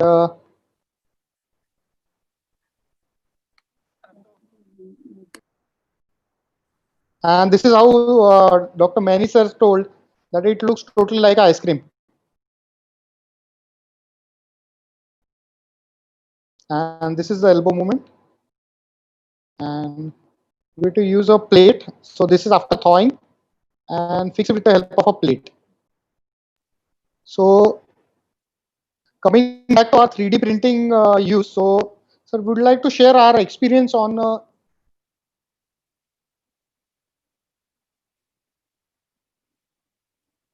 So am I audible, sir? Hello. Yes, yes. You are audible. You are Yes. audible. So yes, sir. Yes, sir. So use of 3D printing, we had used 3D printed jig and bone models. So this is a case of 8 years girl with osteosarcoma of distal and femur, and tumor was involving the distal part of the femur. So we can see this is the tumor. Just it is going just above the physis. So we plan to take a cut just at the level of physis. So we prepared a 3D jig and 3D model so that all the steps can be replicated. So here we can see a bone model and a jig. So we did all the steps and practicing over this model, that how the cut will be there, and we have to replicate all these steps on intraoperatively. So this is the 3D model which was prepared. So this is the 3D model we can apply over the anterior surface of the femur. We had made special cutting parts so that we can have a upper cut and a lower cut. So this was the skin incision. We have to use the lateral plate for final fixation. So we did a lateral approach for this patient. This is how the intraoperatively we took the incision and biopsy scar was isolated. And this is the intraoperative images and video how we are putting the jig. So we'll be placing the jig over the distal femur, fixing it with the normal bone. So what sir told that it should be a connected jig. So this is a connected jig because we will lose the reference points. So this is a connected jig. We will fixing it in distal femur and proximal femur upper normal part.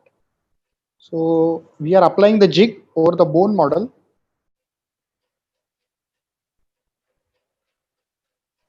Then we are cutting the distal part of the femur, and this is the remaining part which will be present after cutting. So we marked it blue, so we can use this upper part into a different color. So we have not done that. So we placed methylene blue here so that this is a tumorous part. We can show it to us. And this is the method how the jig was placed.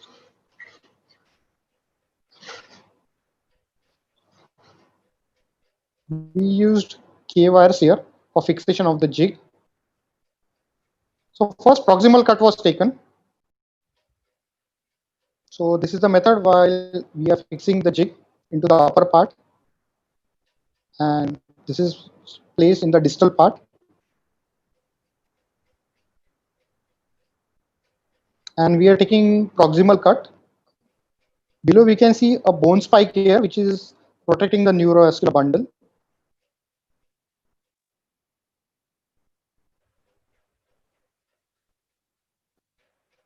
And this is the distal cut which was planned.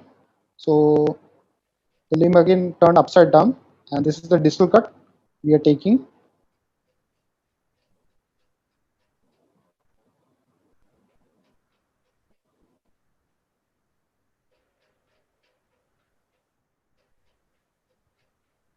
So this is the final part. The tumor is separated with the help of a cautery.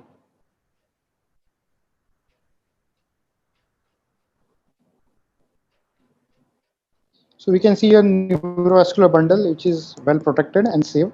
And this was the distal part of the femur which was remaining.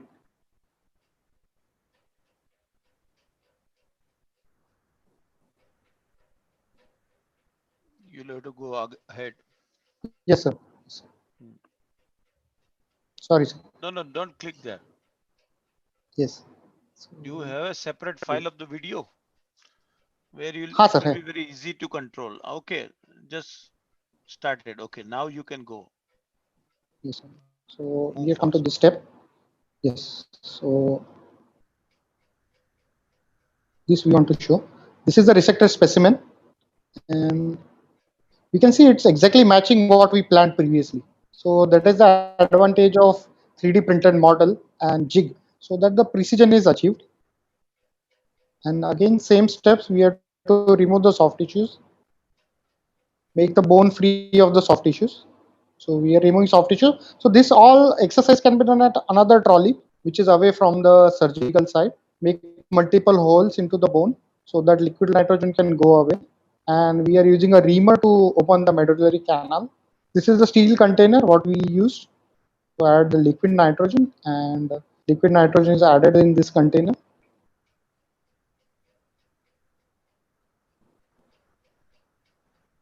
And this is the bone which is placed into liquid nitrogen. So the contact time with liquid nitrogen will be 20 minutes.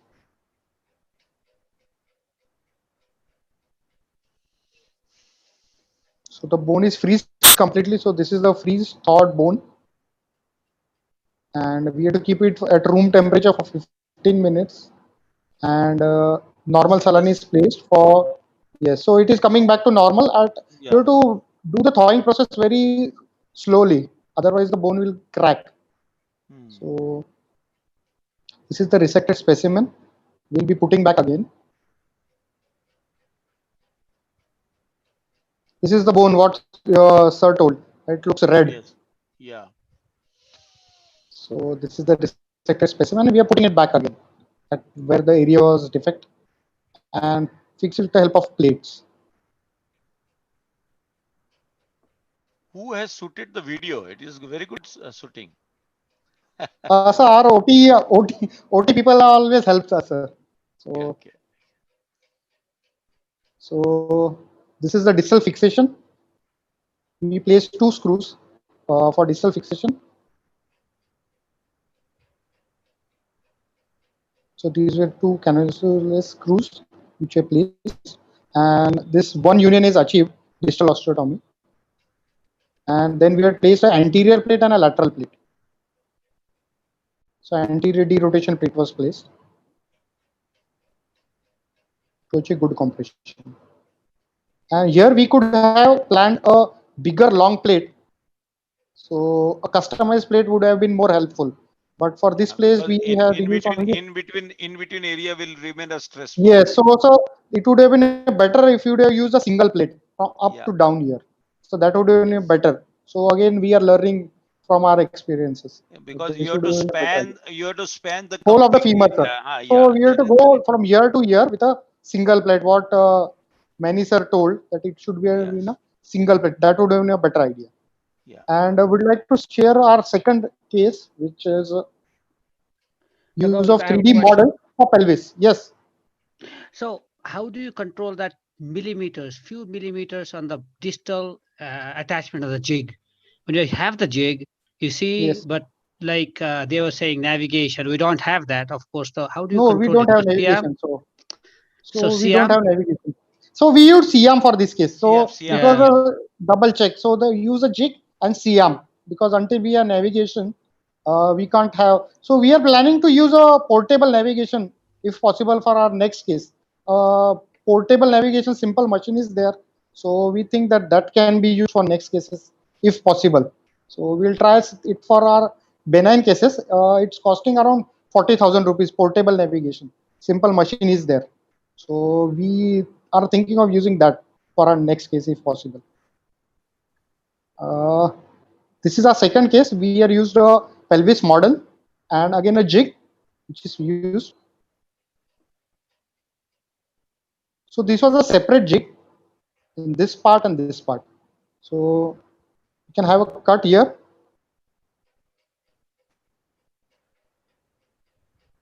This is the upper cut. And a jig can be used for lower cut. So here we can use again an attached jig here.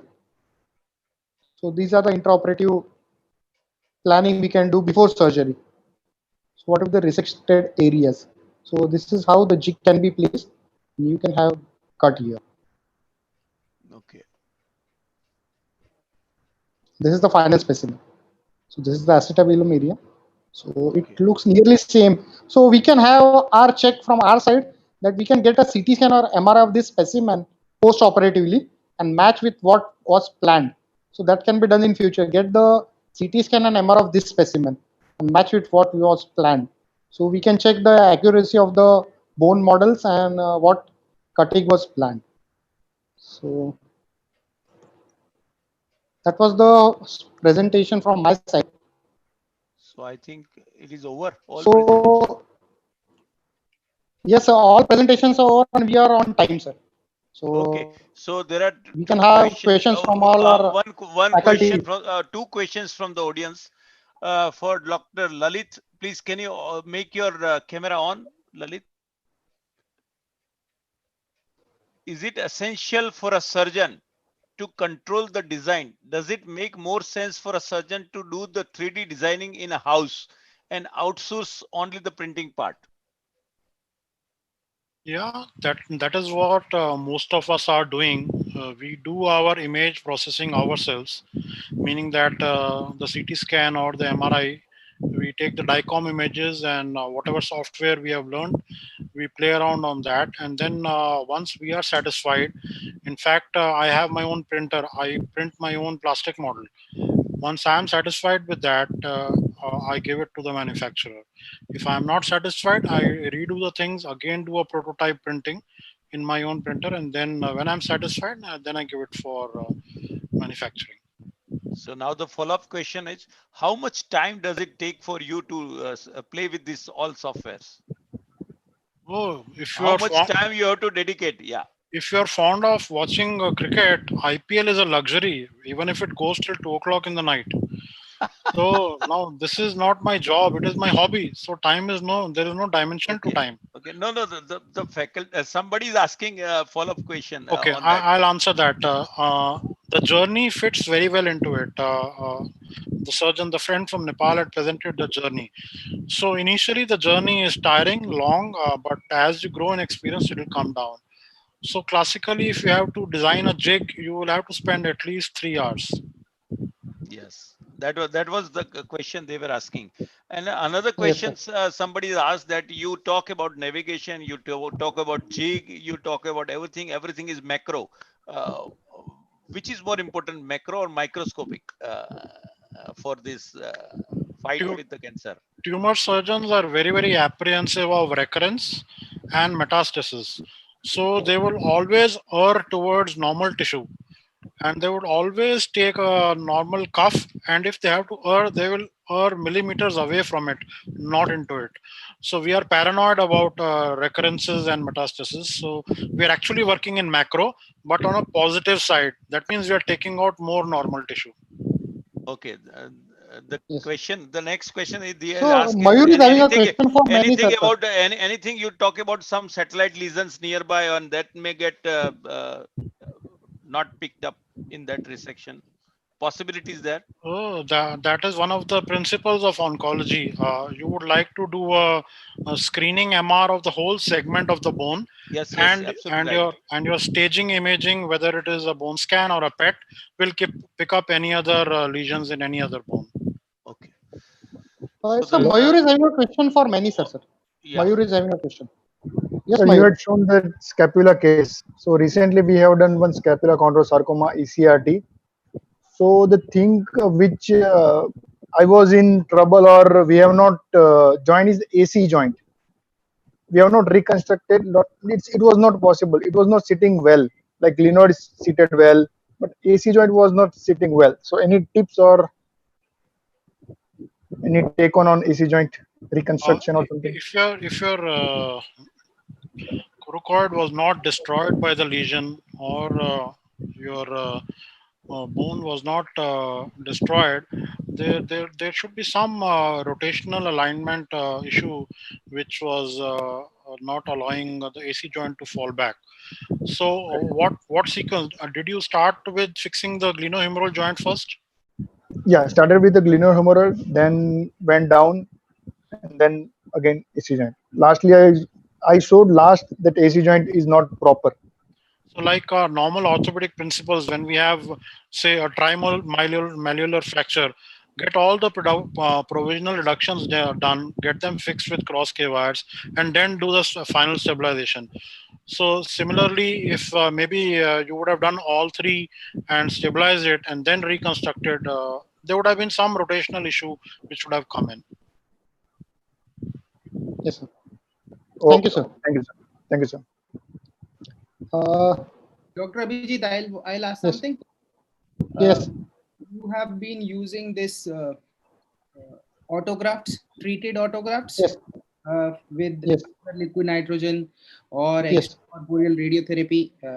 But if you ask me, in osteosarcoma, you have an option of knowing the chemotherapy response in the specimen, and I don't know, changing the pre-operative chemotherapy based on the response in the tumor bone might help in preventing recurrences or giving a more longer overall survival or an event-free survival. So do you think that doing a treated autograft is better, or sending this whole specimen for histopathology and giving some Always the pathologist is always interested that we give whole specimen. So they're very happy with whole specimen. But we can give the soft tissue part, so that can have a good idea. But in osteosarcoma, soft tissue is not at all important in assessing the chemo-induced response. So if it was Ewing's, difficult. If it was Ewing's, you could have bit difficult for us that we are not changing the chemotherapy pattern in none of our cases. So the medical oncologists are not happy to change the chemotherapy. They said that the tumor biology is bad. So if you change the another chemotherapy also, the outcome will be poorer. So I mean, like, suppose we put on methotrexate was not initiated in the initial chemotherapy regimen. Yeah, so So that can be added. So that can be added advantage if you send the whole specimen. But the advantage of using autograph will be you are trying to preserve the whole bone for the patient. So you have to narrow down the fine line. What is the advantage and disadvantage? Abhijeet, can I take that question? Yes, sir. Yes, sir. So there are two parts to that question. One is that giving tissue again to the pathologist, and with the cryo processes, you actually get ample amount of tissue which you curate from inside and from the edges and the soft tissue. Tissue is not a problem; it goes to the pathologist. However, this phenomena of chemotherapy change once was very popular 2 decades back and was called tailoring of chemotherapy. However, in the current knowledge, it stands pretty low, and it only tells that if the tumor kill has not been great, the prognosis of survival is low and possibility of recurrences are there. However, most of the medical oncologists say that they don't recommend a change of chemotherapy and do not believe that there would be much change in the survivals. They just say that it is a prognosticating factor. Like recently we had one case, this another young boy with a humerus having sarcoma. The chemotherapy response was not good. So now what we have done at our center is we are doing a high dose chemotherapy and rescue stem cell transplant for that patient just based on the response of chemotherapy being poorer. It was not metastatic, it was a primary non-metastatic, which is not been tried before, because high dose chemotherapy and allogenic stem cell transplants are used only for a fully blown metastatic Ewing sarcoma, not for a primary non-metastatic Ewings. So I don't know how the patient comes up follow-up may, but we are doing in Ewings, but osteo we have not done it. Don't know. And one more thing I wanted to ask to Dr. Lalit is regarding Dr. Abhijeet, if he's using a tibia ECRT or a tibial resection, and if he wants to put a fibular autograft, what do you suggest, to take fibula from right next to it or just take a contralateral limb? Abhijeet, you are answering or I'm answering? No, sir, you can answer, sir. Okay. So I've worked with the fibula man of the country. I am the last postgraduate student of Dr. S.S. Yadav. So we have used fibula right, left, and center, and seen great outcomes. And it's a abstract question that which fibula you would use. The preference would be the same fibula. However, if you have had a great amount of loss of tibia on the same side, then you feel that the same side fibula is also giving you some construct stability. So, for example, if you are losing the tibia for say 20 centimeter for any reason, then I would take the opposite fibula and use this fibula as also one of the stabilizers. Can I comment? Yeah. Yes, yes. So for most of the diaphyseal tibia, I won't even do an ECRT. I will just translate the ipsilateral fibula only without using an autograft. So if it's a metaphyseal part, then only I will think of adding some fibula or any augmentation. If it's a purely diaphyseal, maybe 8-10 centimeters, then I will only transpose ipsilateral fibula, vascular fibula. And I think that is more than enough. So it will serve both the purpose of what Himanshu was telling, that sending the whole specimen to the pathologist and doing a biological reconstruction. So for tibia, I think that works well. Diaphyseal tibias. Fibula. Yes. Yes. So Dr. Binayak, your comment on this? Yeah. We need some controlled trials to come to a conclusion. We had a big problem with this, like the cement, the liquid nitrogen thing, because the pathologists will not get a specimen and they don't have this margin negative resection. Medical oncologists are confused because they are always asking, what type of surgery did you do? You did not do anything, because there is nothing called margin negative resection. And I had my head eaten for 2 months after this. And when the patient survived and got better, now they stopped it. Especially with pedicold, we had one case of pedicold. They're more confused because there was nothing, because we didn't have the proximal margin. Distal margin was there. There is nothing called proximal margin. So they are more confused. So that confuses everyone. So getting everyone to board was very difficult for us. It took us 6 months. So you need to explain the plans in the tumor board before you start, so that your colleagues from pathology and imaging start reading these new concepts. That's how you bring everybody on the same boat. Yes, sir. Yes. Yes, sir. Yes, Navin sir, your comment, sir. Navin sir. Yeah. There is a one question again from the same Yes, sir. person, anonymous. Will it make more sense to adopt 3D printing in pan specialties in a hospital to further decrease the operational cost? Can it be a next go to educational tool? Yes, sir. Dr. It's definitely useful, sir. Lalit, yeah. He has To, asked an- specifically Lalit. to Yeah. answer to that question, there is a Prime Minister of India scheme in which they have mandated that all the schools should have a 3D printer in their schools, and it is into the curriculum from standard 8th now. So 3D Oh. printing lab are a part of schools. Forget your tertiary level hospitals. So better buy a printer. It comes as cheap as 20,000 now. So we all need to buy a printer, sir, now. Yes. So you need to propagate that, sir, very much. So it becomes easily available. Navin will do that. Yes. Yes. So Gujarat Sir Orthopedic will take should the help lead. us, sir, to buy a I printer, will sir. do that. I will Sir do will that. take the Gujarat lead. So Orthopedic should people are take a asking lead. questions. They are much interested now in 3D printing. They were not knowing previously. Now they are interested very much. Exactly, sir. So So there will be an Vikas, era sir, where your They comment, every sir. they said that we are not doing tumor surgery, but we want to expand these into our specialties. so Exactly. there will be Yes, an sir. era Vikas, sir, your comment, sir. where every surgery will be done with a 3D model 3D preoperatively. There will model. be an era where That every is surgery always will be done. good for the patient, sir.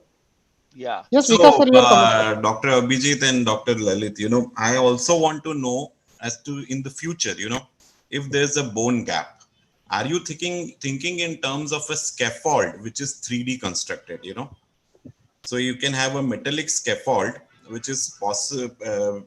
You can put it in between the two diaphyseal ends which you have resected, and then you can think in terms of having that as a stabilizing thing.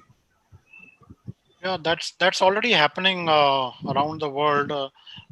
They are creating scaffolds of metal. They're creating scaffolds of hydroxyapatite. Yes, They yes. are making it bioactive by putting in stem cells and PRP. So that's already in use in higher centers.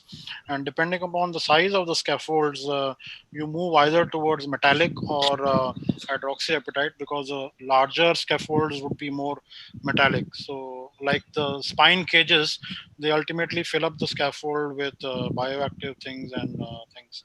So ultimately, the solution is not far. When we were kids, we used to watch Star Trek, and there were mobile phones in that, and we used to get surprised. And right now, we are looking at bioprinting. We've already printed kidney and liver and various tissues, and time is not far that most of the things would be printed. Exactly. Trachea, esophagus, everything has been printed. Yeah.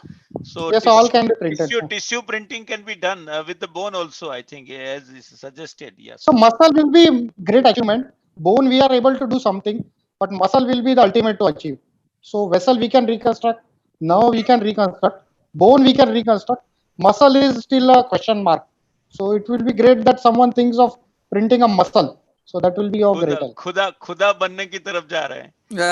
So muscle बन जाए. So bone yes, okay, fibula can be used, nerve can be used, but we want muscle.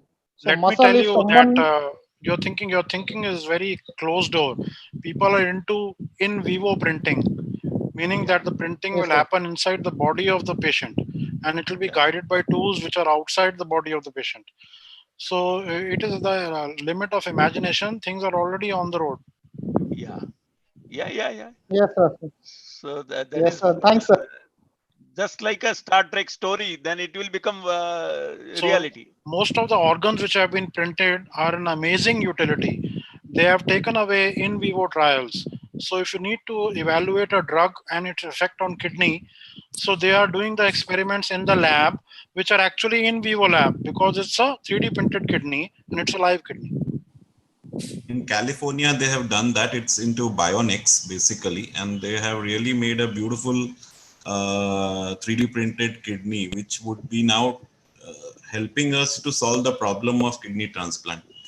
However, I don't know if they have really come out with the human trials yet. Yeah, the ethics is an issue which is Yeah. sort of holding things. But that's into bionics. They're doing too much work into bionics. Yes. Yes, sir.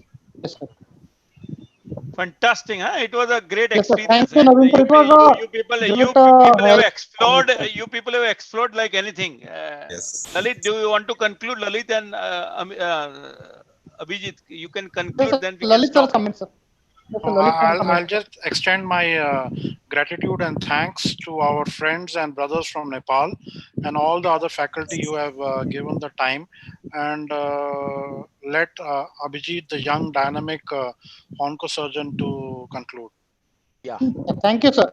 So thanks to our all esteemed speakers, all our esteemed audience, and thanks to Navin sir and Lalit Maini sir, Dr. Jaimin, our good friend, Himanshu, Dr. Binayak, Dr. Rishi, Suresh.